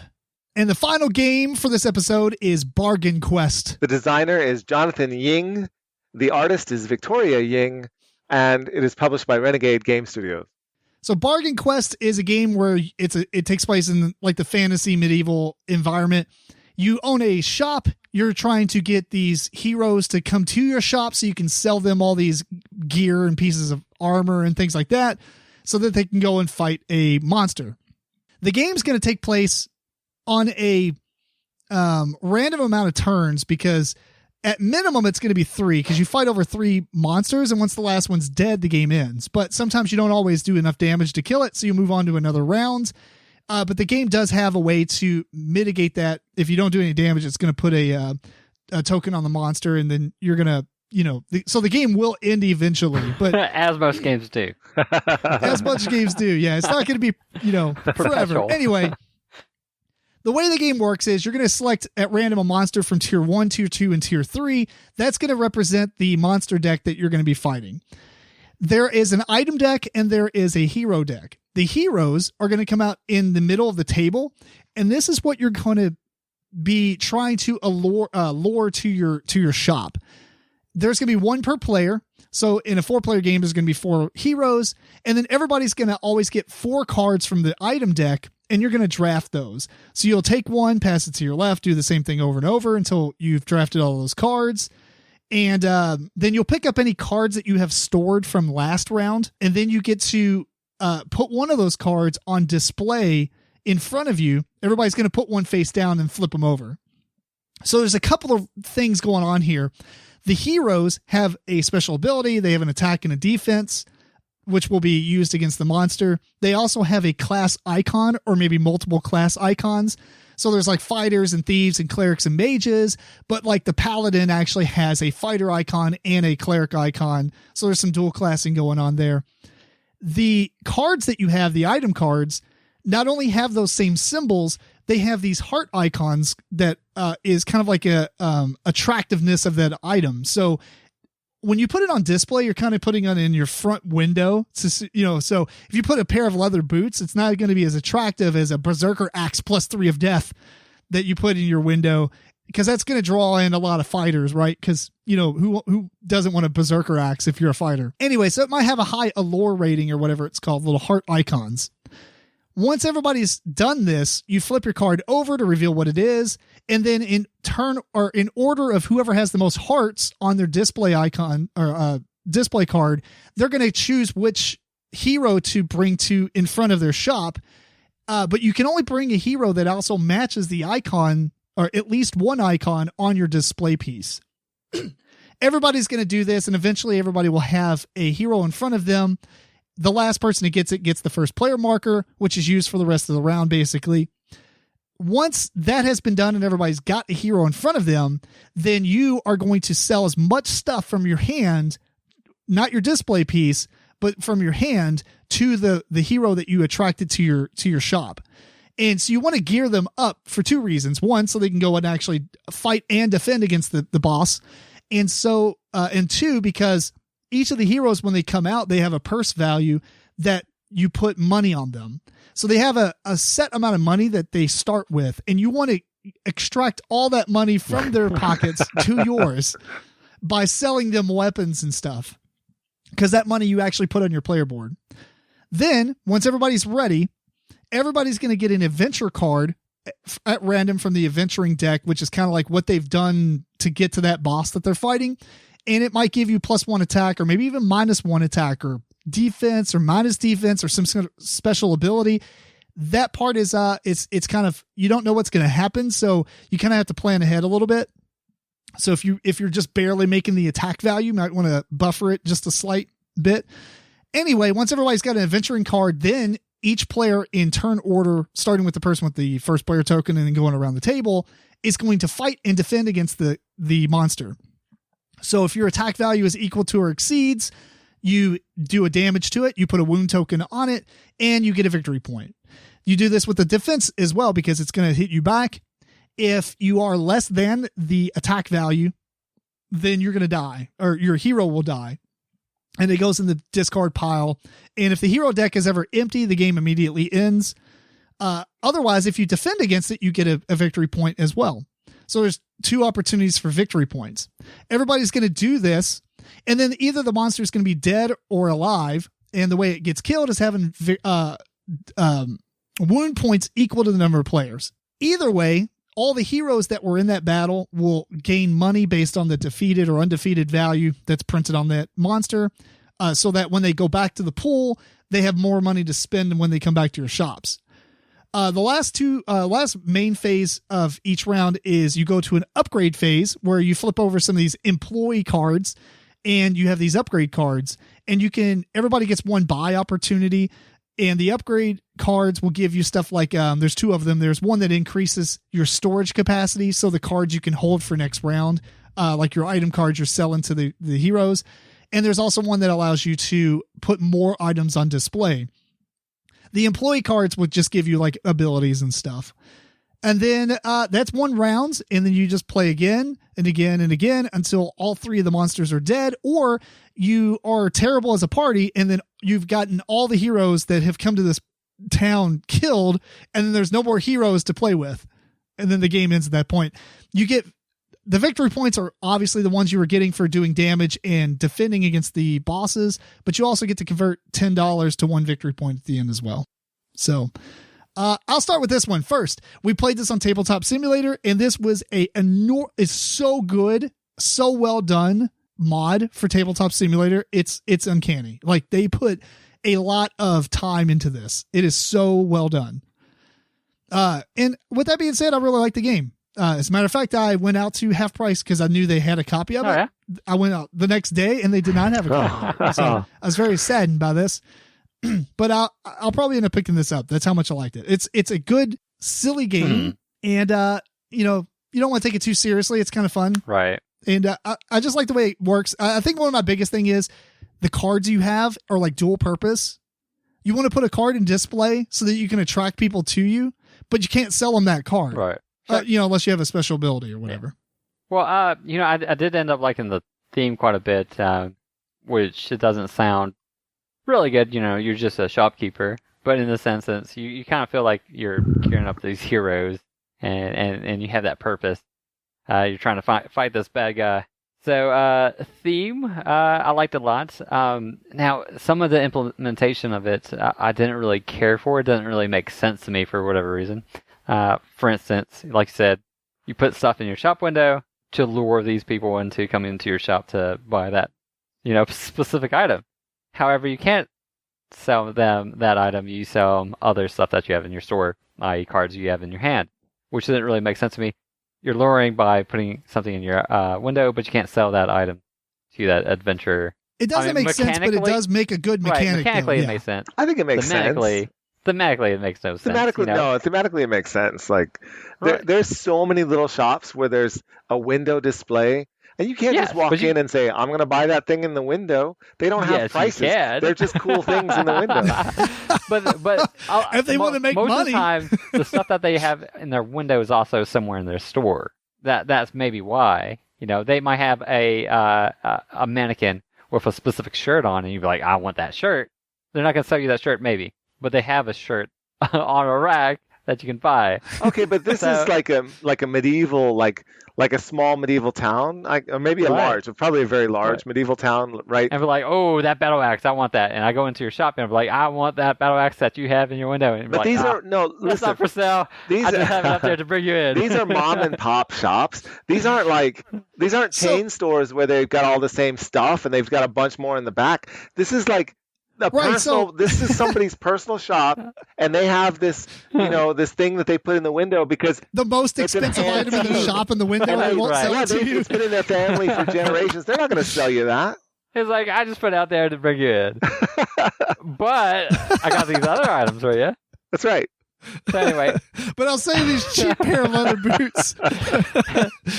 They don't get a say either. You're like, you're taking this, you're taking this, and you're taking that. How much you got? Yeah. Here's what you get. So there's some disconnect in the theme there as well. So another part of it was like, So these adventurers, they go out and they fight this bad guy. And if they end up living, they come back to town and they're naked again. They lost all that. They lost all the stuff that they had. The monster ripped it off of them. Right. So another kind of disconnect from me. Also, I didn't really like the aspect. There's stuff and upgrades that you can buy every turn, but these upgrades realistically just cost you victory points. So hopefully you can at least recoup, half a victory point or a victory point or 2 victory points on something that you're buying as these employees. Sometimes they're worth it.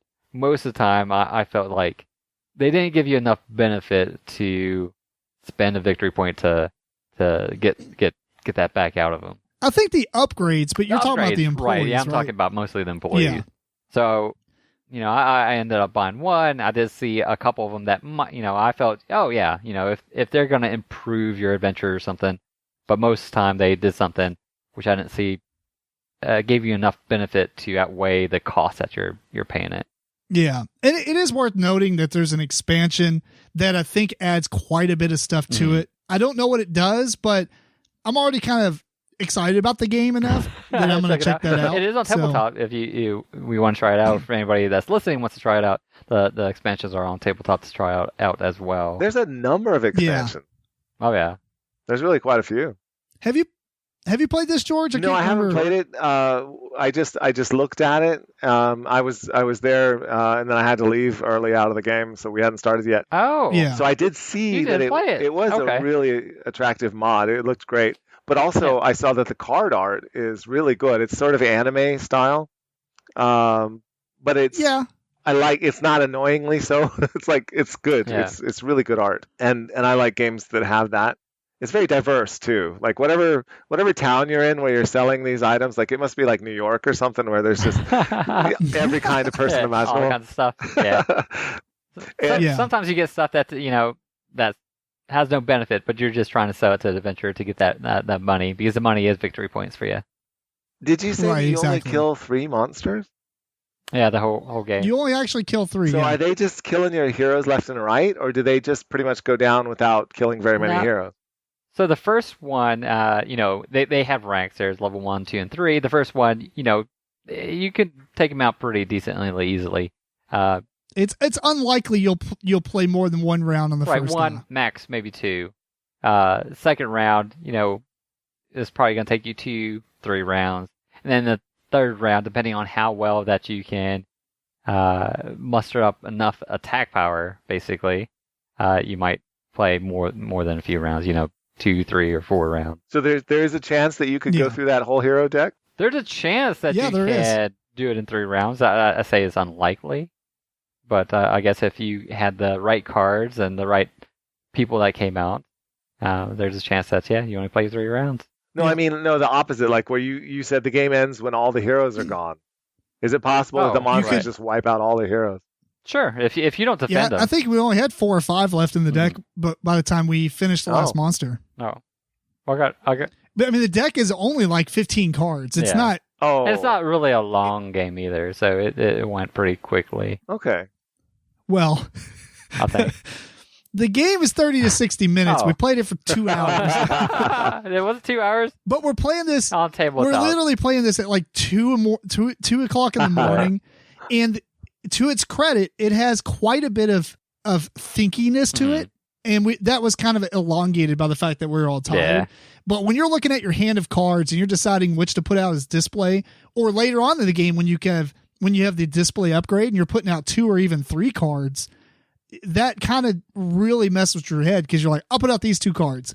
Oh, I need to sell him this because it gives +2 attack, and that's the only way I can get him to 7 attack. Right. All right, well, I won't put this out. But if I don't put it out, I don't have enough hearts to draft him first. Mm-hmm. And I look over at Eric or whoever, and maybe he has an employee that gives him benefits for drawing in fighters or clerics. And so it's like, it's very likely he's going to want to draw him in first. So there's a lot of like looking at what's going on and making decisions. Yeah. So and then also some adventurers I felt like was quite a bit better than some kind of throughout that kind of stayed around, such as there's one, I don't remember its name, but it got a benefit. Probably the Ranger. No, it was something that was more defensive. Basically, if they survive, they get another point. So most of the time you're trying to pick out one character where you're trying to do damage and you're trying to survive because you get a point for doing each. Which in this case, you can just go heavy in defense and still get that 2 points that you needed. I guess best case scenario, it gives you that I think you're talking about the Paladin because to get 3 points. If it starts the fight with at least 6 shields, it immediately give you a victory point. And then if it goes on and survives, you get another victory point. And if you had enough to do the swords and do damage, then it gets a third victory point. Which, a lot of them, you don't have that option to get that third victory point. And in this instance with the Paladin, most time, hopefully you have enough scars, you get to draft them that you have enough to make it survive and get it up to 6 defense, so you still get your 2 victory points for that round. Yeah, but that's actually kind of a good thing, though, because it gives you something. That's why you kind of battle it out on putting these nice items out. To be able to choose that Paladin in this case, because hey, I gotta get that and secure my 2 victory points this round. The game kind of does give me boss monster vibes, but they're totally different. But the same vibe of heroes come to town, lure them to your shop. Boss monster, heroes come, lure them to your dungeon. So last thing I'll kind of also bring up is that there's these adventure cards that you pull out as well. When you go fight, you get this random adventure card that will boost your stats or lower your stats.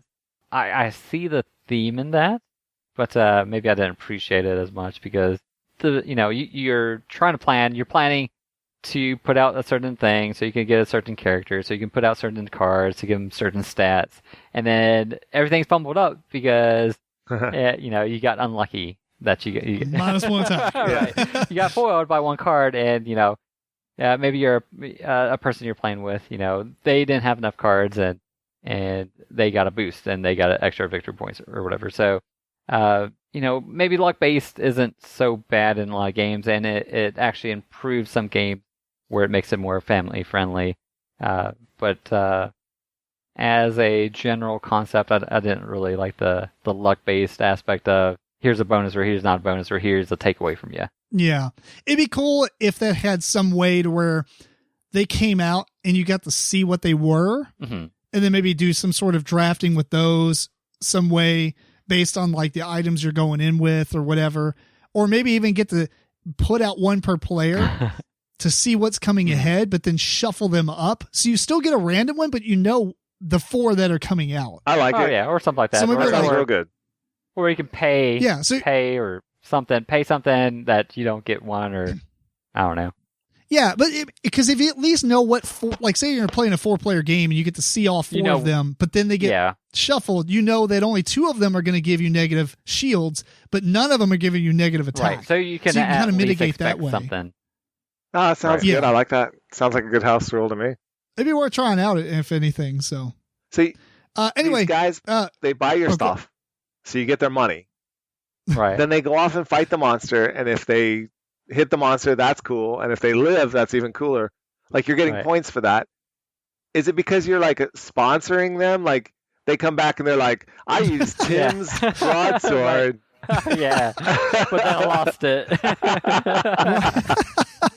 But then I lost it. Are you putting like your shop, name on their t-shirts? No, because your logos. Now they go back in the poll and they're like, whoever wants to, entice me with shopping at their shop, I'll go there. All right, well, let's wrap this one up. Eric, you got anything else, or was that no, it? that's pretty much it. I overly like the theme. I didn't really. There's some disconnects for me on how they implemented the theme, but overall, I did have fun playing it. Cool. Sound good, George? I think the art is great. It looks like fun, and I like the house rule already. I think it'd be good. All right, I'm looking forward to it. I liked it enough to want to look forward to trying out the expansion. Awesome. So maybe we'll try that out tomorrow, which doesn't mean anything on this video because it's going to be in the past. But look for our review of the expansion. Anyway, that was Bargain Quest. And for our first topic, we're going to talk about the nominees for the 2020 awards for Spiel Des Jahres. George, you pronounced that for us. Spiel Des Jahres? The Yar. I believe Yaris. Yaris. I think it's just Yar. Yar. I think. Spiel Des Jahres? Oh, maybe it is. I mean, I'm not German. The German Board Game Awards. How about that? Yes. There are 3 categories. The first one we're going to talk about is the Children's Game of the Year, which I believe is the Kinderspiel. The Kinderspiel. George, you looked up a little bit on these, right? You said? I did, yeah. I looked up each of these to see, sort of what they were about. And so there's Photo Fish, and that's a children's game where you have a board with a bunch of different colored fish on it. And then you take these little squares. The board is a grid. And so you have these squares that are camera sizes. There's a big camera and a small camera. And then you roll dice, and it shows 2 fish. And then you have to take your camera and slide it around on the board until it shows only those 2 color of fish within the frame. And then you yell, click! And, and if you're the first one, then you get a big piece of fish to add to this fish that you're building. And if you got it later, then you get a smaller piece of fish. So like everybody wins, that kind of thing. But one person's getting the bigger piece. And so whoever fills up a fish that's bigger than the size of their board, so too big to fit in your aquarium, wins you the game. Man, this actually sounds pretty fun. My son is absolutely nuts about fish and oceans and stuff like that right now. Yeah, this is just one of those speed, search games. Search kind of like Finding Waldo, almost. Almost like that, but there's fish all over your board. So the trick is trying to get just the fish that you want and not having extra fish in your picture. Right. So, yeah, it's interesting. And they another one is Hedgehog Roll. This one is interesting. Is this one called Speedy Roll? Yeah. Yes. Oh, right. I think it goes by both names, I suppose. I might have put the 2 names together. Maybe it's just called Hedgehog or Speedy Roll. The other one's Wersen die Roboter. Yeah, that one in English is just called Robots. Robots. All right, there we go. It's much easier. It's Roboter. Roboter. Yeah. So, but the Hedgehog one. Okay, so you have. Do you know the game? Oh my gosh, it's a computer game where you have a ball that rolls around and picks up everything. Katamari Damacy. Yes. Fun. That. Okay. So it's like that because you have a board and you have your hedgehog on one side, and it's a maze of paths to different objects, and you're trying to move your hedgehog across from object to object, sort of like, well, there's lots of games like that. Anyway, you're just trying to move along these paths, and you have a tennis ball that represents your hedgehog, and then you have a bunch of pieces that you flip over, and they've got a sticky side up. Well, they're probably Velcro. I Probably bet. Velcro, yeah. Yeah. And then you roll the tennis ball through this bunch of pieces, and they stick to the tennis ball, and then you get it back, and you pluck them off, and that's what you can move. This sounds fantastic. It's pretty cute. So it's just a race game like that, and I might actually buy that one. and I was watching it in German, so I wasn't really sure, exactly how. I can see how it works, but then there's a fox piece that moves along a track, and I think you're playing cooperatively in that case. It could be cooperatively. Oh. And maybe the fox catches you if you don't do it in enough, turns to get to the end or something. I don't know. So it looks interesting. So, and then the robot one is probably the least interesting to me of the group, and it's almost like the mind, where when you cheat at the mind, and you're putting cards down because you're silently counting in your head. And basically the game of the mind That's is not cheating. That's how you're supposed to do it. It becomes like is everyone's perception of time the same? Are you all counting at the same speed? That's all that matters. And so it ruins the game. Sorry, everybody. But so then this game takes that and makes it the game. So they have a bunch of cards, and on the cards there's a line in different shape. And along the line there are these points and a picture of an object at each point. And then one person has the card, and they're going to imagine in their head a robot walking along that line. And so when they start the robot, they say beep, and then they imagine the robot walking along. And then when they get to the thing that they want, they say beep. And then everybody else has to decide, okay, which object did he go to? How far did they get? How far did they get? Right. What is their perception of time compared to your perception of time? And also, what speed was he imagining the robot going? Because on the back of the card, there's 3 speeds associated with numbers randomly. So just 1, 2, and 3, or 1, 3, 2, or whatever, and they represent like slow, medium, and fast. And so when you take a card, you look at the next card that's face up, and it gives you a number. And so you're like, oh, I have to do that speed. And then everyone's trying to figure out, well, what speed were they doing, and what object would it be? It seems really weird, but maybe it's all right. It wasn't my favorite of the three, just right. But it is an interesting concept. Talk about innovative things. That's pretty innovative. Sure. All right. So of those three, then there's the cat. Which one are you just gonna guess that's gonna win this? I'm going to guess it's going to be the photo fish. I'm going to go for the speedy roll or hedgehog. I mean, I would like the hedgehog one to win because it's more innovative, but I think in terms of these kind of games, I think they'll go for the more traditional. I don't know. I hope they don't just immediately give it to the other one because it's so close to the Mind, since the Mind did so well last time. Oh, well, that's possible. But, I mean, the photo fish does sound really cool. I think the speedy roll game sounds really fun and silly. I hope it's that one. I really do.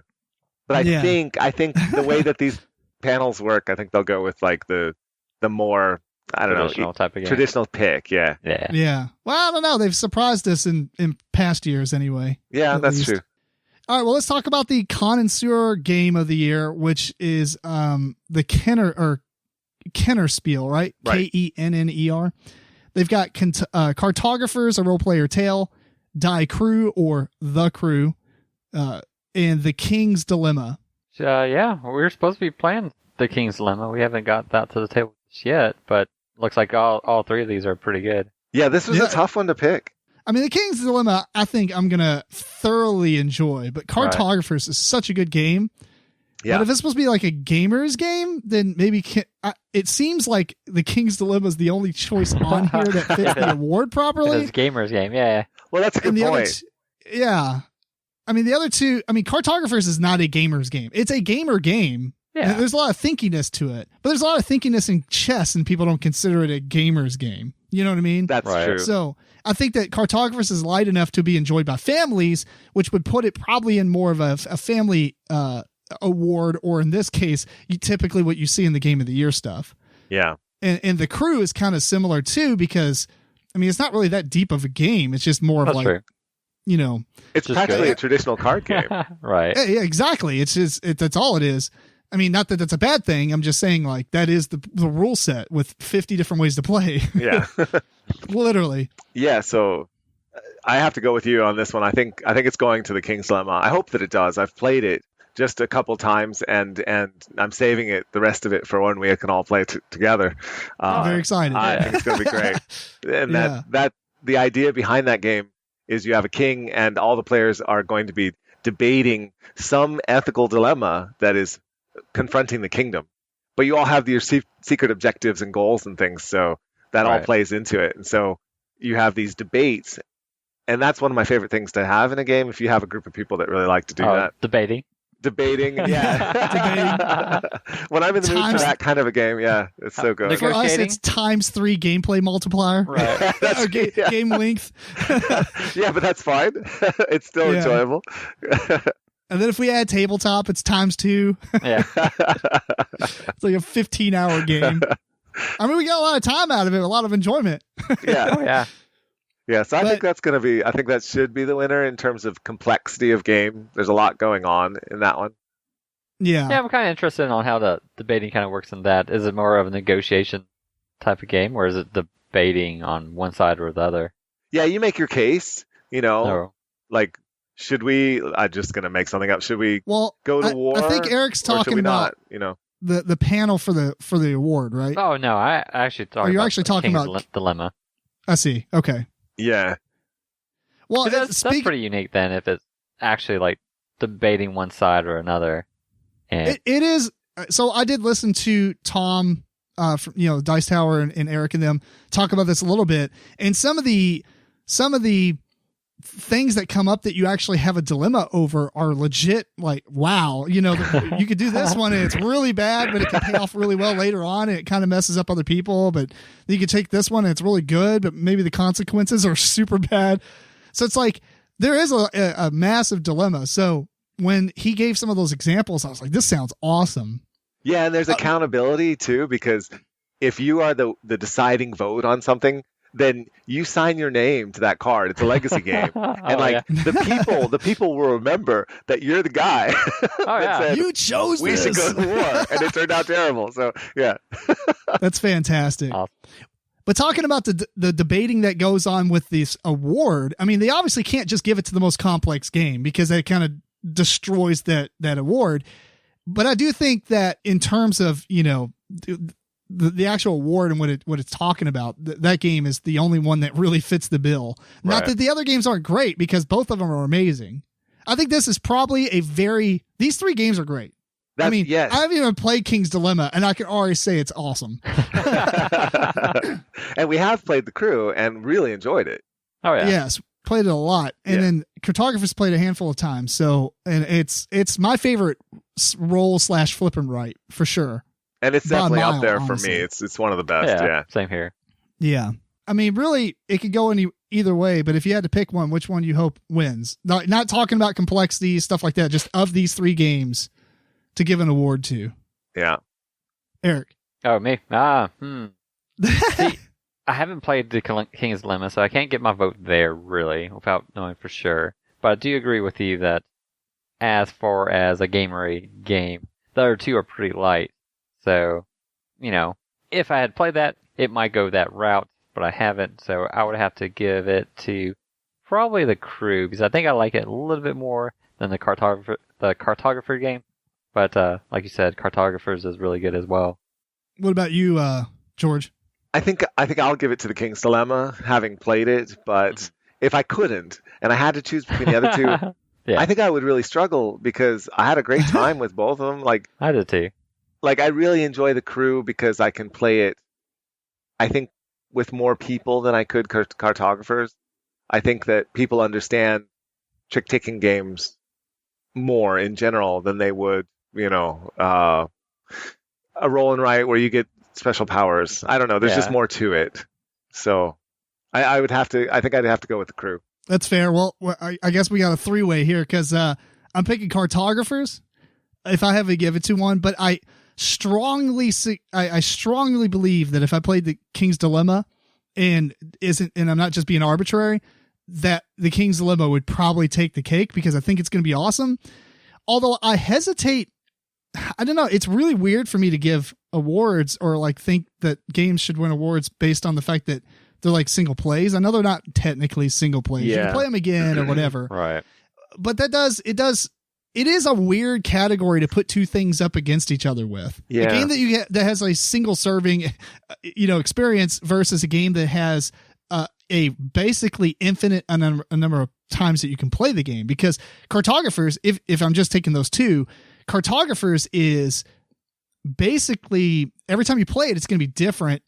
Obviously, there's only so many combinations that you can flip out those cards in and stuff, and the way that you do the scoring cards and everything. So there are, a number of times that you can play it where you might play it the same exact setup, but there's a massive amount of variability there. Right. And The Crew, has 50 ways to play the game. Right. So, whereas the King's Dilemma, even though you might be 20, 30 hours out of it or whatever, I don't know quite, but I'm assuming it's probably more of in that range or even more. Yeah. That still is a heavy amount of gameplay for one game, but fact that you'll never go back to 20, 30 hours in. Not too many. World of Warcraft, the board game, each time. But all right, so let's go ahead and just move on to the game of the year, which is the Spiel Des Jahres, whatever the crap. I'm basically bad at pronouncing things. We have My City, Nova Luna, and Pictures. The problem with this is that I believe we've only played one of these games. Right. Yes, we've only played Nova Luna. Yes. Yeah. I've looked into the others. I've looked at, what they do and everything. Oh. So My City's by Rainer Knizia. It is. And it also is kind of like a legacy game too. Yeah. There's a base way to play it, but then there's a way that you can play it with where you play game after game and you carry stuff over. It's almost like one of those Freedom and Freeze games where you add things every time. Right, like Fabled Fruit. Yeah. Something like that. Yeah, they're sort of going along the same line there. Yeah, you're not actually ripping things up or adding, as far as I remember, you're not adding stickers to anything. You're just kind of adding more components. I think you are adding stickers to the board and stuff, yeah. Are you really? Okay. Yeah, it's like your own that sounds pretty personal cool. board. Yeah, that affects you in future plays. Yeah, but it's just this group of rules that keeps, getting a little bit more until at the end you have sort of a very different game than you started with. Right. What about pictures? Do you know much about that one? I do. That's a game where you have a number of pictures set out on the table, and it's a party game. So everyone is sitting around looking at these pictures, and they show landscapes or typically landscapes, things like that. And then everybody has assigned to them a particular means recreating these images in an abstract way. So you might get 3 sticks, like 2 short and 1 long or something like that. And you probably get a little more than that, but you get a few sticks, right? And then somebody else gets a bunch of cubes of different colors and a frame where you put 9 cubes 3 by 3. And that's how you recreate the picture, just with cubes of color. And then somebody else gets a string or chain and it's that kind of thing where you get a certain amount of time and everyone has a picture assigned to them and they try to recreate that picture with their particular format. And then everyone guesses whose picture is what. So That kind of sounds pretty interesting. I'm looking at the box. I want to pick it up, but you would not pick it up from the box? No, it looked pretty bad. Well, I can't decide about the game either because right. It could be, I haven't played it, but I like the idea of that. I like art games. Right. I like doing things with art. But this sounds very limiting, and it could get old to me after a while. Sure. So I just don't know how much appeal this is going to have in the long run. Is it going to be really funny and really good, or is it going to bomb really, really hard? Yeah, I think so, yeah. I just don't know. This is a hard one. This is a hard one to pick. So we can't even really try it online either. You can't try that one. My City is on Tabletop Simulator, but it doesn't have any of the legacy components. It's just the single play. Right. I mean, unless somebody else has added some stuff. Excuse me. Yeah, so that wouldn't be very useful if they didn't, because that's the whole game, really. Is it? Okay. Right. Yeah. I'm gonna say Doe. I'm gonna say though. Hey Doe. Anyway, Nova Luna is amazing. I tremendously like this game, and it's very unlikely the other two will surpass it. Mm-hmm. Not that I think pictures will probably be fine, and I think I'll actually like My City, but I think that overall Nova Luna is so good that it would be hard for the other two to kind of jump up there for me, if I'm being somewhat arbitrary about it. Right. I'll agree with you, not because I think Nova Luna is that good, but it is good. Mm-hmm. And I'm afraid the other two are ones that I wouldn't enjoy, just from what I've seen about them. I think their enjoyment would be more limiting for me. And Nova Luna, it's going to be sort of the same every time, but it's very pleasant to play. I didn't have any problems with Nova Luna, and the others I could see having more of a problem with, in more of a negative sort of outlook. But yeah, I would definitely like to try out that My City game. Pictures, I could do it or not, but I would like to try out My City. Yeah, maybe we should try out at least the base game before next episode, maybe. Yeah, all right. The pictures one is the one that appeals to me the most because I like party game. Oh yeah, I really like party game. I do too. I don't know if it's going to be any good. Yeah, I'm so sick of party games. Like, here's the thing: I like party games, but it seems that we have a lot of people every time, and so like party games is the easy way to get that amount of people. Yes. Yeah. And it's kind of like with co-ops. If I play too many co-ops in a row, I'm like, oh my god, let's stop playing co-ops. You need some variety. I understand that. I like to jump back and forth. Yeah. I don't know. It's going to be nice to play a party game once coronavirus is over. If it's it'll over. be nice to play any game. Yes. In person. Yeah. Yeah. I literally haven't touched any of my board games in months. Oh. I haven't felt actual components, people. One of my favorite things to do is to get a game, bust it open, and sort all the pieces. Yeah. I haven't done any of that. I just did that yesterday. It's very saddening. You could like Scrooge McDuck it and just like empty everything out and just like dump it over yourself. Swim in it. Yeah. Yeah. It would be a great Instagram photo to take every game component I have and put it in a big pile and lay on it. But then the aftermath would suck. Oh, yeah. Put them all back. Exactly. Yeah, it's never happening. These three games didn't really appeal to me that much. I mean, I think they're all good, and Nova Luna is good, but I don't see how these are the best of the year. Yeah. I don't really get their categories anyway, because they have like gamer. Is game of the year supposed to be family game of the year? And then the other one is like gamers game of the year? Probably. I mean, because that's what the implication means, right? Right. One is just, it doesn't have anything. The other one's defined as like a gamer game. So obviously the opposite would be everyone's game. Yeah. Yeah. But they need more categories, I think. Oh, yeah. In that case, I don't see how Mad City, which is a good game, by the way. That's a good game. I like that game a lot. I don't see how My City would actually do well against these other two, because Nova Luna is like the perfect family weight game, like Splendor style abstract-y type of game. Yeah, it's abstract. People don't have to think or be upset about any kind of theming. It's very puzzly, and it's like a puzzle. Yeah, for a lot of families, I think maybe it wouldn't really be in tune with, what kids or younger players would want to play. I think something like My City might be something more engaging to them. Really? Yeah, putting down. Yeah. With the legacy aspect, that's a very odd thing for a majority of the public. Sure, odd thing for them, but it's going to be different. It just. I'll tell you this: if you put all three of these on Target's shelf, Pitchers will sell first, Nova Luna, and then My City will probably go on clearance. I don't know. I would say Pitchers, My City, Nova Luna on Target shelves. Okay. I guess we're forgetting the box art of Nova Luna, which isn't bad, but when it comes to showing off the game, it's nothing. Yeah. That's true. I actually don't mind it for being in the realm of games. Mm-hmm. But if I was a random person at Target, that's not the one I'm going to pick up first. You'd look right past it. Yeah.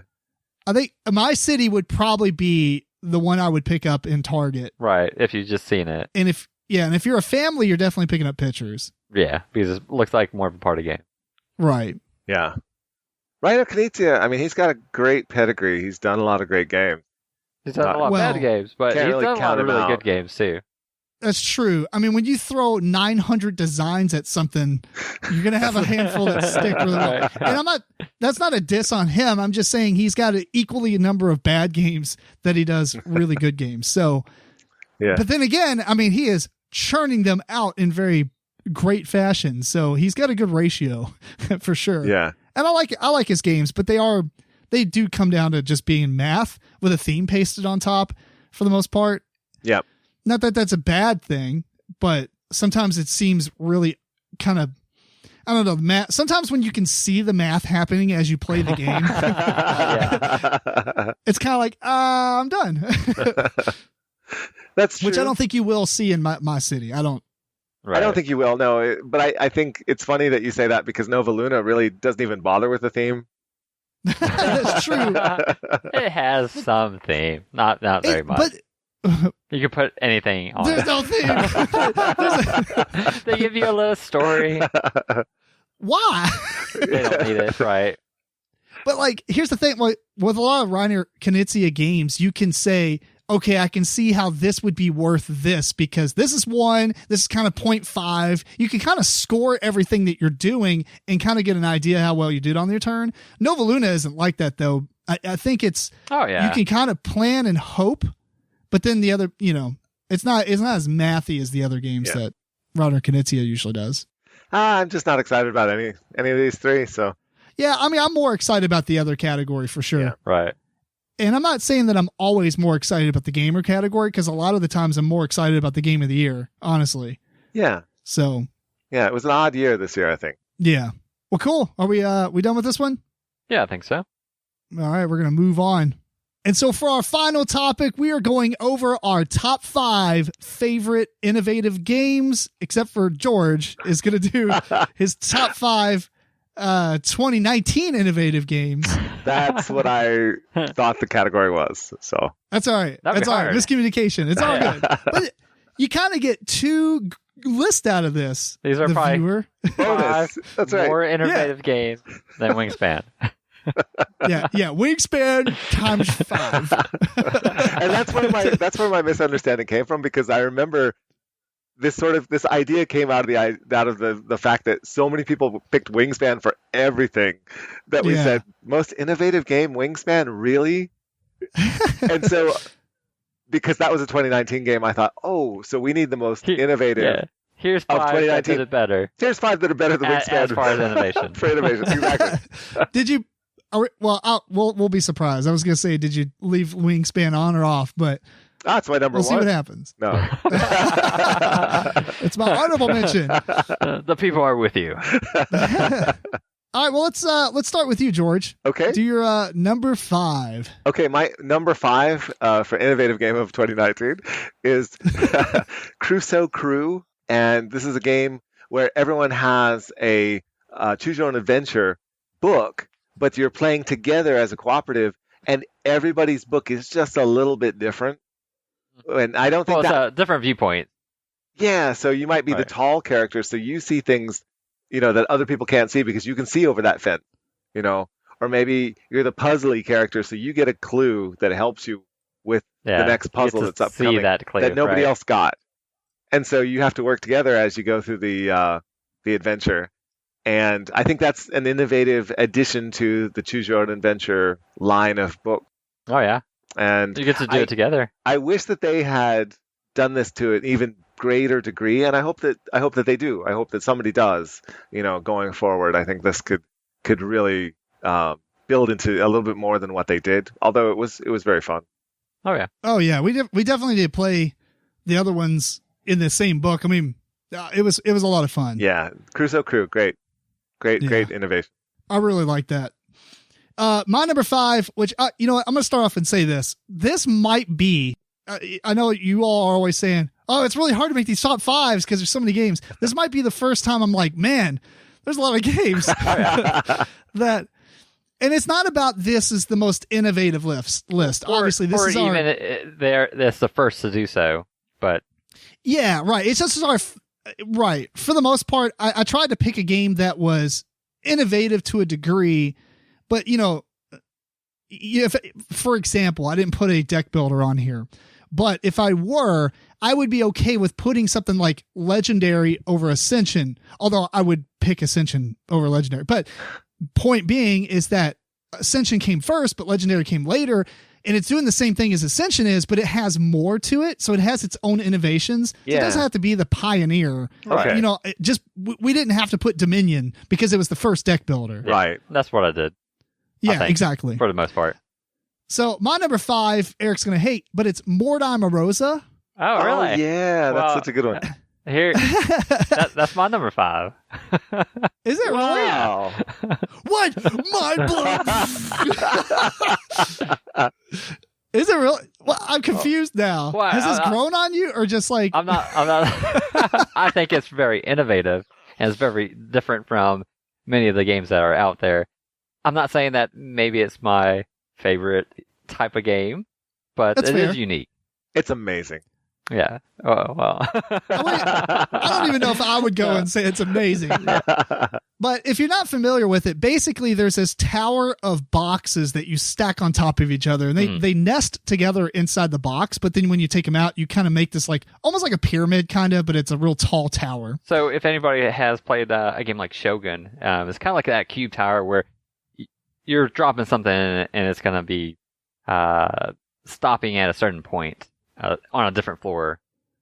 Yeah, the difference is, though, in Shogun and games like that, you just drop them in, you hope that things come out. Right. In this one, you actually drop things, everybody has to be quiet, and you hear them fall down the different floors, and you're trying to guess where stuff is. Mm-hmm. So you can say, like, I think there's so many of this guy on level 5, and then you pull it up, and you see what's under there, and stuff happens and whatnot. But it's just such a cool mechanism where it really hasn't been done. I mean, there's not a lot of games that solely that one of the major mechanics is based on hearing. Right. Yes. And it has that memory aspect to it as well that it incorporates. You're like, oh, okay.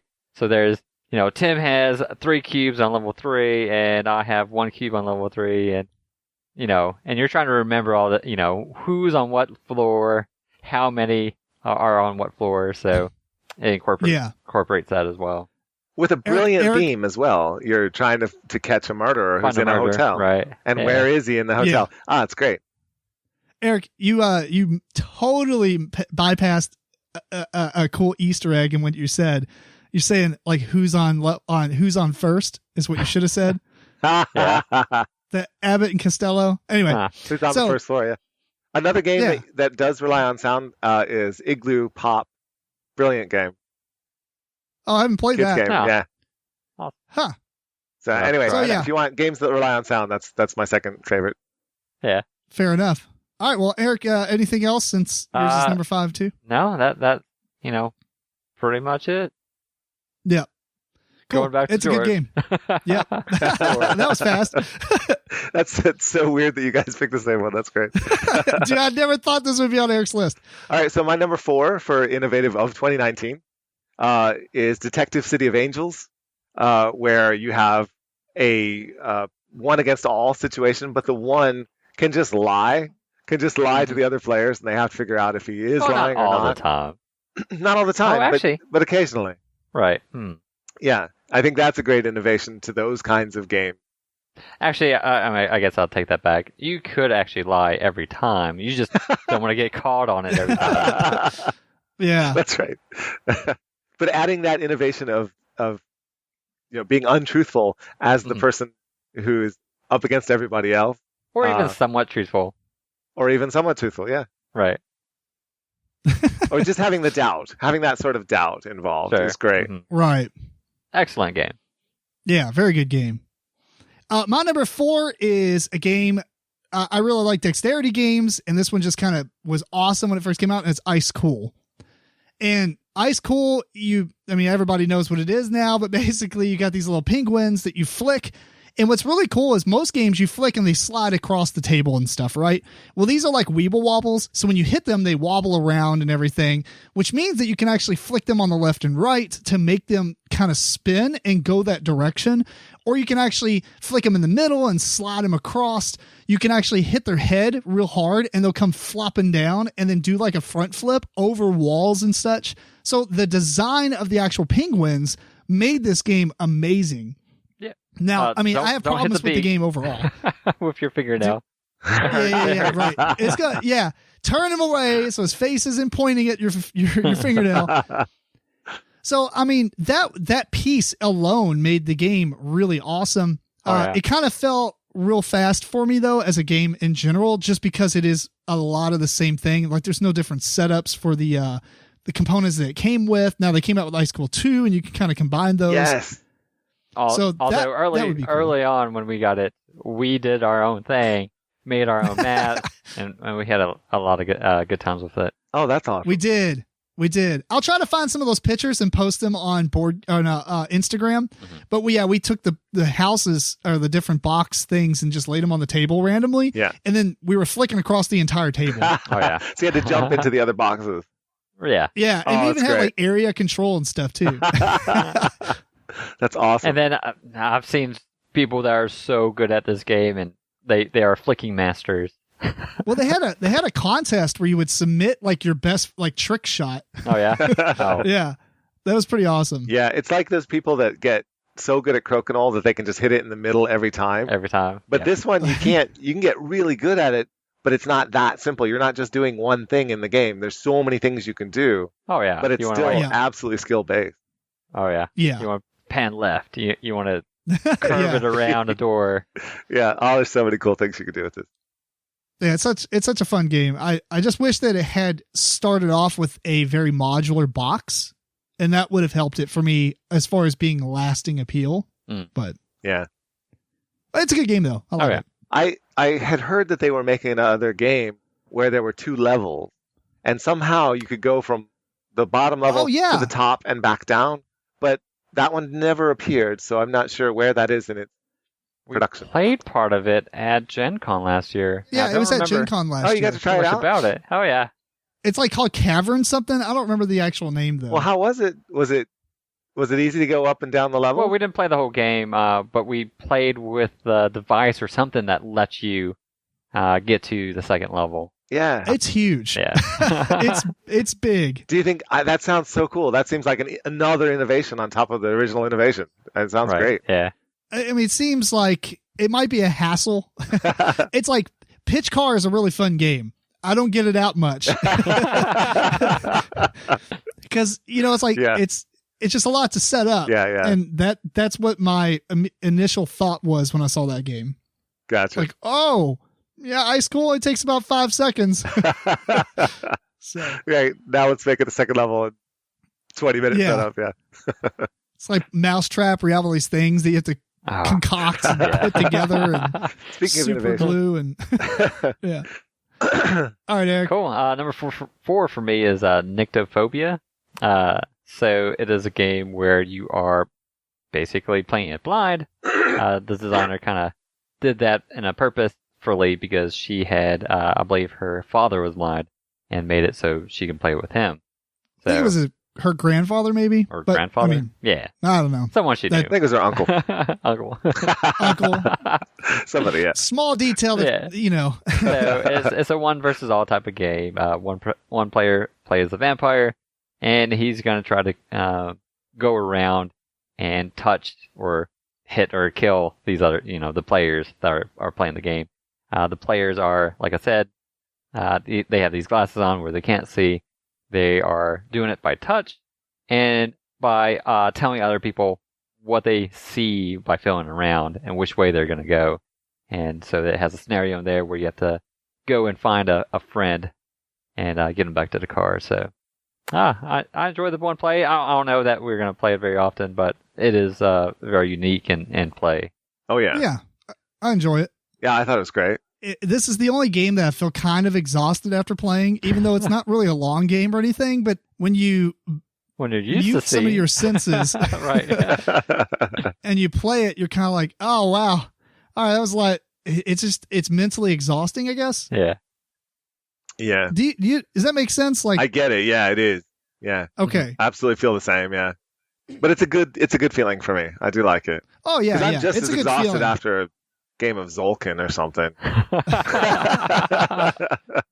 So it's still worth it. Yeah. I don't know. I guess when you're playing other games, you can kind of zone out and just look at stuff and kind of stack your meeples or whatever. And this, it's like, I can't see anything the whole time. You're just listening, and even though I am a listener, I'm a person who, Yeah, you're more visual. Right, yeah. Yeah. I just stopped. I was like, I don't even know what I'm saying. I'm just going to end it. Well, Eric, you kind of balanced out your list because you went from a game that is entirely inaccessible to deaf people to a game that is accessible to blind people. So I don't know. All right. Yeah. Hey, real shortly, I know you had played a lot of games with deaf people, obviously. Have you played Nyctophobia with them? I have not. Have you seen them play it? No. We haven't played that one at the deaf board game convention so far, but it would be a very interesting choice to do. Yeah. Because then we would have to be, playing with a group of deaf-blind people, right? So it would all be tactile signing around the table, which would be amazing. I would love to play that game with a group of deaf-blind people. That'd be challenging. Yeah. No, it absolutely would. Yeah. Huh. That'd be cool. All right, George, what's your number 3? Is that right? Yes. My number 3. I actually agreed with a lot of the people from a lot of the lists from this year, and I went with The Crew. Wingspan. Not Wingspan. But I went with The Crew because that's taking a very traditional type of game and making an innovation to it that I just hadn't seen before for a multiplayer game. There's the 2-player Fox in the Forest that came out basically at the same time, but having The Crew have what is it, up to 5, 6 players? I don't know. 5. Is it 5? Yeah. So and working cooperatively with the traditional card game of trick taking kind of game. I think that's a great innovation. I really like it. Yeah. My number 3 is 5 Tribes. So when I first started playing this, you took another. Not a fan? You took another of mine. Well, we can talk about it more, but basically, it's not often that people use the Mancala thing, and then they use it. Games like Trajan, but in this, like all the different pieces do something if you pick them up last, and just super good. Oh yeah. Excuse me. Yeah. That's a good choice. Talk about it more now. Talk about is more this later. Your number 3? Number 2. All right, we'll talk about it more in a minute. Okay. Eric, what's number 3? Number 3 for me is Hanabi.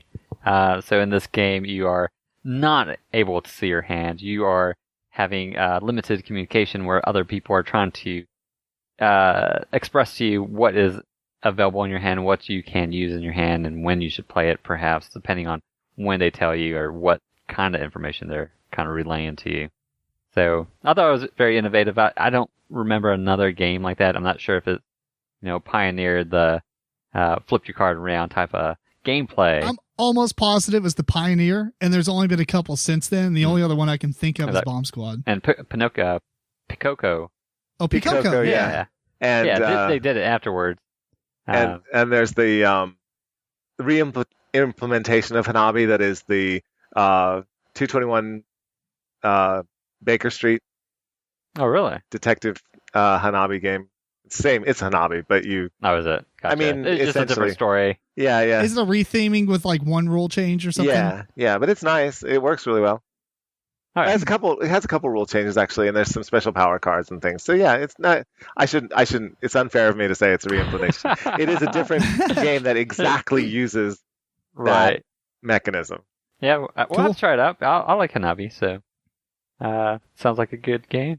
All right, George. Okay, my number 2 is Letter Jam, and this is using a word game where you're trying to spell a word, but you're doing it cooperatively. Everyone has their own word, but you're cooperatively trying to do it and using deduction to do so. And that's just a lot of pieces put together in a way that has never been done before, as far as I can tell. And it's a brilliant innovation. I love it. Yeah. I wish they'd used a little bit more time to implement a better scoring system at the end of that game, but yeah, I enjoyed it a lot. I typically don't like spelling word games as much, but that one was one of the better ones. I think it's one of these games where the scoring system really doesn't matter. Yeah, I guess so. It doesn't matter. Yeah. You either get there, everyone gets there, or you don't. Yeah. So, but it's always funny when you reveal at the end, and it's either nonsense or it's a word you didn't even think it was, but it turns out to be an actual word, so it still counts. Actually, remembering back now, I guess there's a reason why they had to do it too, because when you have, 6 letters, you can possibly make it into more than one word. Oh, there's a ton of 6-letter words that might fit. So you can't be like, you had to get this exact word right. Yeah. So, yeah. But yeah, the mechanics of the game, it was fun. It's great. Yeah, I liked it. My number 2 is a game kind of like Pitch Car, where I don't get it out a lot, and that is Heroescape. So Heroescape is the game of interlocking tiles, and you get people move. Man, I was all about this game. Being, coming from a miniature war game background and collectible miniature games and such, like the WoW Minis game and Dream Blade and all that other stuff, this game was fantastic. I mean, so good. Just having all the different pieces and stuff. I have so much of this. I can't even imagine getting it all out and trying to set up a new stage. It is overwhelming. It is overwhelming. Yeah. That's the only problem with it, is the more you get, the more it's overwhelming to actually set up and break down, unless you're going to set it up and play it a whole lot. So that's the only bad thing about it. But the fact is, the one thing I always liked in video games is tactical games like Final Fantasy Tactics and all that stuff, where they walk around all the different squares that are different heights and everything. Heroescape did that and had the terrain to back it up. It's not like you have a bunch of flat terrain that you sit other pieces of cardboard on to represent that there's a hill. You actually stack different, or if just it's a picture 5 of the hill. layers up. Right, or a picture of a hill. In this one, if it's 5 levels of blocks up, then your character has a height limit. He or she can only jump onto that thing if their height matches. They can only jump up so high, and each level that you jump up takes 1 point of movement, so you don't move very far if you're climbing up a mountain. It just worked really well. And It's a very simple and elegant battle system and everything. It's fantastic. This, like, the battle system is awesome as well. Not just rolling the combat dice, but choosing. I don't know if you all have ever played it. I have not. We were supposed to play it one time, but we have not. Yeah, have you played it, George? No, I've not played it, but everything that you're saying now makes me really want to play it because. Oh, dude, it's so good. And it's exactly the kind of thing that I like in video games too. Mm-hmm. Like I like shooter games and things like that if they're realistic. SWAT 4 and stuff like that. But another game, like my favorite other type of game is like XCOM, where you're moving little dudes XCOM around and you have to figure out up and down levels, just like you're saying. And what else is unique about this game is that you bring in squads of guys, right? And sometimes you have a hero, which is just one model. But if you have like 5 cards and each one has between 2 and 5 guys apiece, you have a lot of people, but you don't get to move everything. What happens is you put these little shield tokens, they're standees that have like a number inset into them. So you can't see them unless you turn them around and reveal it. And you sit these, you get 4 of them. You get a blank and a 1, 2, and 3. They're command tokens or something. Oh. And you sit those shields on the different cards to say, I'm going to move these people. But you don't know which order they're moving in because, like, number 1, you're going to reveal it. Number 2, then you're going to reveal it. Number 3. So I do my 1, you do your 1. I do 2, you do 2, 3, 3. And 1's a bluff. And 1 is a bluff. But you can actually put all of them on the same card. So you can move that 1 unit 4 times. The problem is if it gets annihilated by the time before the round's over with, then you're revealing blank tokens and you have nobody to move. So it's done really well. You can have models that just sit there for half the game, do nothing, but you need to get them up there, right? So you can't just like neglect them. Yeah. Because there's objective tokens and objectives and scenarios and stuff that you might happen to be doing other than just like full elimination. It is fantastic. This might have been my number 1 if it didn't come. I actually probably like this one better than my number 1, but the innovation that I'm going to talk about in my number 1, you'll see why. So, well, I have a question about HeroScape. HeroScape because I totally bypassed this in my gaming history. I just never had anything to do with it. But here's my question. Is it where you have a figure? Is it like Bigfoot versus Robin Hood kind of thing where? Oh yeah. It's like yes. You can get I don't know. You could get. It's like a dimensional. There's a dimension where they go and rip out the heroes of all these different worlds and bring them back to one world to fight. Okay. Yeah. See, I don't like that. Oh. Yeah. The theming is kind of whatever. I kind of enjoy that a little bit. You could get like old military armies and then you're fighting Hulk and all kinds of other stuff.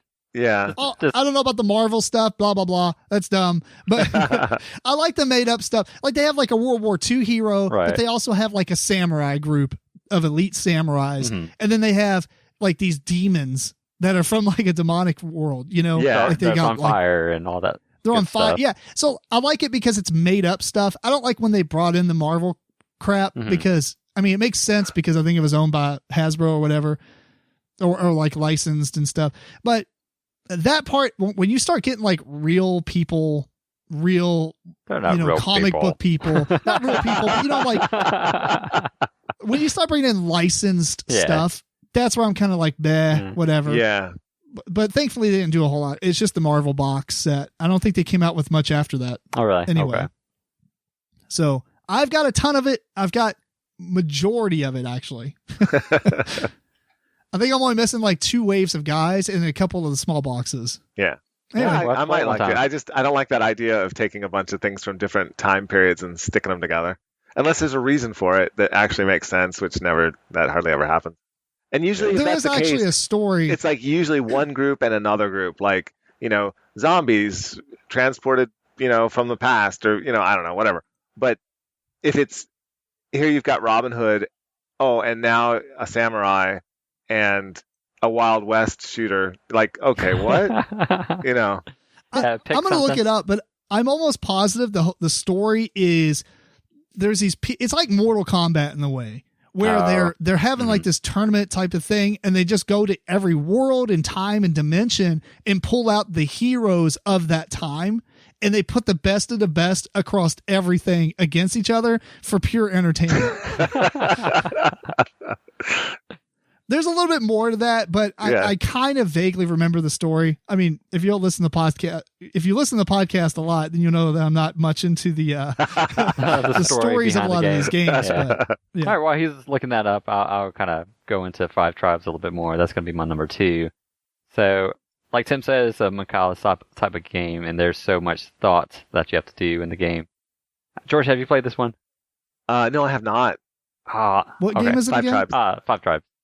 Oh, okay. So, not only, there's all these meeples across a modular board, tiles, and then there are different colors. There's, red and green, yellow, and blue. So depending on, first thing you're going to do is find a group that you want to move. You grab all the meeples. You're going to place them around where you need in order to get that last meeple to drop at another place that you want. And you're going to take that action of that spot. Not only are you going to take an action of that spot, depending on the color of the meeple that you dropped down, or you grabbed up from there because you dropped it down, you're going to take an action with that meeple.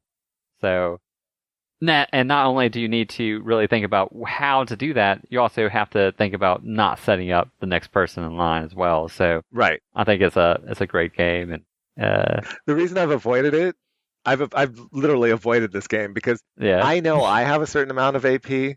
Mm-hmm. I mean, there's every group I play with, choices. There's somebody who has so much AP that I think this game would be dreadful. It's not that bad, and actually, as the game goes on, the AP goes down. Right, because the number of choices starts going down as well. Early on, there's thousands of different possibilities. You're gonna have to go with something that's pretty good. It's not super bad though. I think that. Overall, the game is under 2 hours, even with the AP. Yeah, we didn't really have a problem with AP when we played it. We haven't played it in a couple of years, unfortunately. But when we played it, we didn't really have a problem with any kind of AP issues. But sure, depending on who you're playing with, that might kind of creep in. I should try it. Yeah, I really should. Yeah, it is good. Yeah. The only thing that kind of sucks about it is the fact that if you're playing with 4 players, there is a lot of downtime somewhat, because if you're waiting for stuff to happen by the time it's your turn again, all your choices were just taken. And the game dramatically changes each time somebody goes. So much chaos. Yeah. Right. And the it's not board that state bad, changes so much is the a reason. Board state, yeah. So you can't really, in a 4-player game, you're not going to really, you kind of plan on what you want to do. More than likely, that's going to be taken because you're planning to do something good that's available on the board right now. Obviously, the next 2 players have a chance to see that same move that you kind of pegged out for yourself. Right. So in essence, you can't really think about your turn too far ahead of time. You might want to think about your turn while the person before you is doing their turn. So yeah, fantastic 2-player game though. Oh yeah. Okay. I love Mancala mechanics, so I should try it, but I've just avoided it just based on the length of the game, honestly, and the AP associated. I didn't feel like it was overly long, so definitely worth a try. Cool. Yeah. All right, you got some honorable mentions at all? I do have an honorable mention, and it's an honorable mention because I haven't played the game, and I probably won't get the chance to, because it's a game that I don't think has come to the United States. It's a Korean game, and it's called Mirror Garden. And you have a circular board with a bunch of various half or partial circles, sort of like a target, but in different positions. And then you get a picture that shows you what you have to show that circle looking like by taking a foldable mirror and putting it where it folds on the center of the circle, and so that the 2 sides of the mirror, then you can move around to show more or less of the circle. And that sounds like an insane challenge to try to get exactly the circle looking the way you want from that mechanism in a certain time limit. So it sounds amazing, but I haven't played it. It sounds super cool. Yeah. It could be really great, but it's Mirror Garden, and if it ever comes to the States, I would love to try it. Cool. Eric had already mentioned both of my honorable mentions. I had Hanabi and Nyctophobia, but I have plenty more that I'm going to add on here. All right. I think the one I am going to pick, though, is Treasure Island. Oh, yeah. Oh, that was pretty good. I really like that game. I probably just forgot about that one when making this list, but it's such a good one. Yeah. Yeah, it's pretty innovative. I liked it a lot. We only played it that one time. Well, I guess we played it twice in a row, but the first round was 15 minutes long. That can happen. It can happen. But the fact that one player just picks a random spot on this map and then everybody else is moving around and drawing with dry erase markers all these different circles to explore the areas or like search for the buried treasure before Captain Silver, every time I think of this, I just think of the food chain.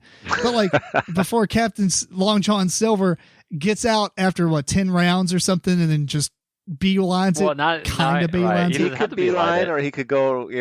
He doesn't. He could do what he wants. He could zigzag to the end. Yeah, zigzag around. You don't want to give away where you're going. So it was actually pretty good because not only was that the case, but everybody had their own information, and you had to kind of perceive on what information, Tim might have had, depending on what he's doing. He's not searching this area, so he must know it's not in this area. Right. So. Exactly. Yeah, it was really so good. Really good. There's an expansion. Where is the expansion? Oh, I don't know. Yeah. Is it supposed to come out? Not out? I honestly don't know when it's coming out, but I wish I did because it's instant buy. Awesome. All right, Eric, what's your honorable mention? Well, I kind of had two. So I had Faceless, which I actually thought maybe George was going to put it on here. He hasn't said his number one yet. Oh, maybe it's going to be on there. That is true. So in this game that you are little kids, basically, trying to get your friend out of the Dusk World from the Faceless. And you have these miniatures with magnets around the board in which you are moving around depending on how the magnets make your little compass face. So once you move in a spot, it might veer to the left or right a little bit, and it's going to kind of move you around depending on, like I said, where you have these miniatures on the edges of the board. So that one was on there. George might be talking about it more. I don't know. Was that 2019? We'll see. Another game, this one's an older game, is the Labyrinth. So in this game, you are going around, you're trying to, collect these items, magical items. And in this, you are pulling out a piece of game board and slotting it in and changing around the game state where, you're trying to beeline it to your items and maybe prevent other people from going to get their items as well. So, yeah, it's a really good classic. game. Yeah. Oh, yeah, for sure. All right, do it, George. Okay. What's your number one? All right, so my number one, 2019 for innovation is Wingspan. Let me tell you why. Let me. No! George, this has to be a troll. It's those colored eggs. That's so innovative. Okay, no, it's not. It's not Wingspan. Eric stole my thunder. It was. Oh yeah. It's the Faceless. The Faceless is so innovative and so good, and it's amazing with the magnets and having to figure out how these magnets are going to affect your compass, and that your compass is how you move on the board. It's genius. I love this game. It's most innovative. Definitely number unique. one for me. More innovative than Wingspan, you think? Yeah. Oh, for sure. Right. For sure. I mean, I guess I can hear somebody's argument that Wingspan has some innovation, but there is no comparison to that to Faceless. Which, I mean, I don't even know what's that innovative about Wingspan, to be honest. Mm-hmm. I don't either. I don't see anything innovative about Wingspan. And I'm not trying to say it's a bad game. Obviously, if last episode or two, we've did this exact routine. But you're making these engines that are sequential. There's tons of games that do that. Right. Yeah. It's the Faceless for me. All right. Fair enough. My number one is not a game that I thought I would put on here until I really thought about it, but it's Keyforge. And I know what you're thinking. No. Probably because of all the unique decks and all that stuff. Right. Innovation Actually, I don't care about that. I don't even care about that. Yeah, that is a big deal, though. Yeah, it is a big deal. But you know why I think it's the most innovative, or the biggest thing about it that I like, or the biggest innovation thing? Blah blah blah blah. Yeah, can't even speak. I'm so excited. My thing is, I've played CCGs most of my life. I mean, since I was early teenager. And especially, I think I started with Magic the Gathering in 1994. So I played a lot of CCGs. I have literally almost 100 of them in like 30-something boxes. I have a lot of stuff. And you know what? There's never been a game that had no casting cost. So in Keyforge, you just announce one of your houses, and you get to play all those cards. You also get to fight with all those cards. And so some of the choices would be, on one turn you play, okay, I'm going to play Sanctum, and you throw out all these guys. And then the next turn you're like, oh, I've got a lot of, Brobnar to play.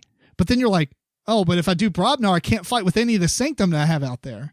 And the fact that nothing has a casting cost, and some cards are clearly, for the most part, better than other cards. Mm. But it depends on what you mean by that, because the other cards might not have as much use right now, but when they do have a use, they're amazing. And the fact that the only thing that differentiates the ability to play them is because you set a house, rather than this one costs 3 resources and this one costs 5, or this one costs 6. So the innovation between, or for a CCG to completely negate casting costs in general, any sort of resource management, all that stuff, and put it to the side and say, play what you want, and they actually made it work really well, is fascinating. I mean, it's amazing. Wow, that is interesting. I didn't realize that about the game because I haven't played it. But now I'm wondering, could you play other game? Just take another CCG that you have and say, you don't have to pay for any cost. Just play that. Just say the thing and play it. Well, no, not if you can make your deck. Yeah, right. You because the way this works is that the most exactly broken deck ever. Right. This is designed with the idea that each card isn't that far away from each other in balance, and the ones that aren't balanced as well as far as the ability that it does, it gives you like some sort of bonus, like maybe you get an extra amber, or maybe you get to draw a card or whatever. The difference is, though, the game gives you the deck to play. So you're not putting all the best cards in. The game also says, here's a bunch of crap cards, here's some good cards, here's some really good cards for each faction, and here's your deck. But that's every CCG. Like, you could just shuffle everything together and then deal out some cards and play that way, maybe. Perhaps. I guess what I'm trying to say is, this paves the way for a new CCG to come out that actually allows deck building, but then say, like, you have to include 15 commons and 5 uncommons and 3 rares. Like, if you limit it that way, then you could probably get away with deck building and doing this. But if you allow anybody to just throw all the cards in that they want, you either have to have every card be massively balanced around a specific, power level, or, it might be kind of chaotic. So, but that's what I like about it. I mean, even the fact that the game is super unique as far as each, pack you open is incredibly different. There's all these different combinations. You never buy, every deck is actually unique, but that's kind of like a secondary thing to me. I think that they would have came out with that, people had that idea a long time ago. I mean, even Richard Garfield had that idea decades ago when, early 2000s, maybe even before that. The technology didn't exist to make it work. And I'm not saying it kills off that as far as being innovative, but I think that the casting cost thing is way more innovative than the actual unique decks. Okay. So it has a double whammy on innovation. Huh? It does have a double whammy, yeah, for sure. But if it didn't have the casting thing, I probably wouldn't have put this on an innovative list for me personally. Even though I really, really like Keyforge quite a bit. The only other game that kind of does this that I remember, that I can think of anyway, is Epic, the card game, because everything is either 0 casting cost or 1 casting cost. Mm-hmm. And you have like 1 gold that you can spend on your turn. So you can play as many zeros as you want, but you can only play 1 gold worth of, stuff. Mm-hmm. But even then, I don't feel like it's balanced as well. Everything is epic. Everything is coming out going nuts. But there are some that are incredibly different. More in epic. Keyforge, in Keyforge, everything is like a 1, 2, or a 3. It's either good or better or best. And then in Epic, it's like a 1 to 10. You're like, this card sucks in comparison to that. And they both cost a gold. Right. Anyway, that's Keyforge. Cool. Awesome. So number one for me, number one, I got in as Zulkin, the main calendar. So it has this gear system where you're putting on your workers.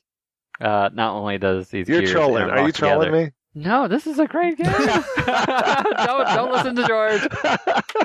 He might not like it. Trollkin? Tell me another game that does that. None. So you're putting out these workers, and you have at Labora. No. Kinda. So not the same way that Eric's doing it, but there's wheels and stuff spins around. And so the longer you keep your workers out there, the more stuff that they're able to harvest or get for you. So it has you're either putting out these workers, you can put out as much workers as you want, but you're going to pay more corn in order to do so, or you can bring back these workers and you can bring back as many, or you could bring back one, or you can bring back all, and leave some to stay out there on the wheel to get you more stuff. So I thought it was innovative and excellent game. No, that's fair. Yeah. All right. It is an excellent game if you like that kind of game. Yeah. Oh yeah. I like that kind of game. Yeah, I'll give it to you. It is innovative. Eric, did you have any games that you were really considering putting on this list? I did my list a little ahead of time, and so I had a short list, but that's long gone as of right now. Oh, I got you. I think the only other game that I would probably have added on here if I could have would be Alchemists. Oh yeah. Ooh, that was one of the first games for us that actually used a cell phone app in a very innovative, cool way where you're taking pictures of the different elements and looking at those images and actually giving you some feedback from it. Yeah, exactly. And the depth of the deduction in that game is tremendous. Oh yeah. The way that the alchemical symbols combine. It almost hurts my head. Oh, it does. Yeah, definitely. When you put in the expansion with the golems. Oh, we have not played this. It blew my mind. Oh my goodness. Yeah, it's rough. Man, we're going to have to play this then. Yeah. All right, George, off the top of your head, if you were to make a top 5 favorite innovative games list and not restrict it to 2019. Go. At least can you think of a few? You put me on the spot. Yeah, I know, right? It's a pretty bad list to put you on the spot. Yeah, but I didn't know if you had already thought about it ahead of time or there's something. Just too many great games out there and too many innovative ones. I'd feel bad overlooking some to choose others, This would I need like a year to come up with that list. Well, it's a good thing you limited yourself to 2019 then. Yes. It is. Yeah. That's I'm sorry I don't have an answer for you now. Yeah, I thought yours were good. Fair. I thought yours were good. So sweet. All right. Well, anything else? Or we wrapping this up? No, that's it for me. That's all I got. All right, well, we want to thank you again for tuning in to episode 96 of the MeepleCore podcast. This episode was recorded on May 28th and also on June 9th, 2020. Please send us your questions and comments to MeepleCore@gmail.com. Follow MeepleCore on Twitter, Facebook, and Instagram. Check out the video versions of the show on YouTube.com/MeepleCore. Until next time, this is Tim Jennette, the Metal Meeple. Eric Ledford. George Breden. Keep on rocking and rolling dice.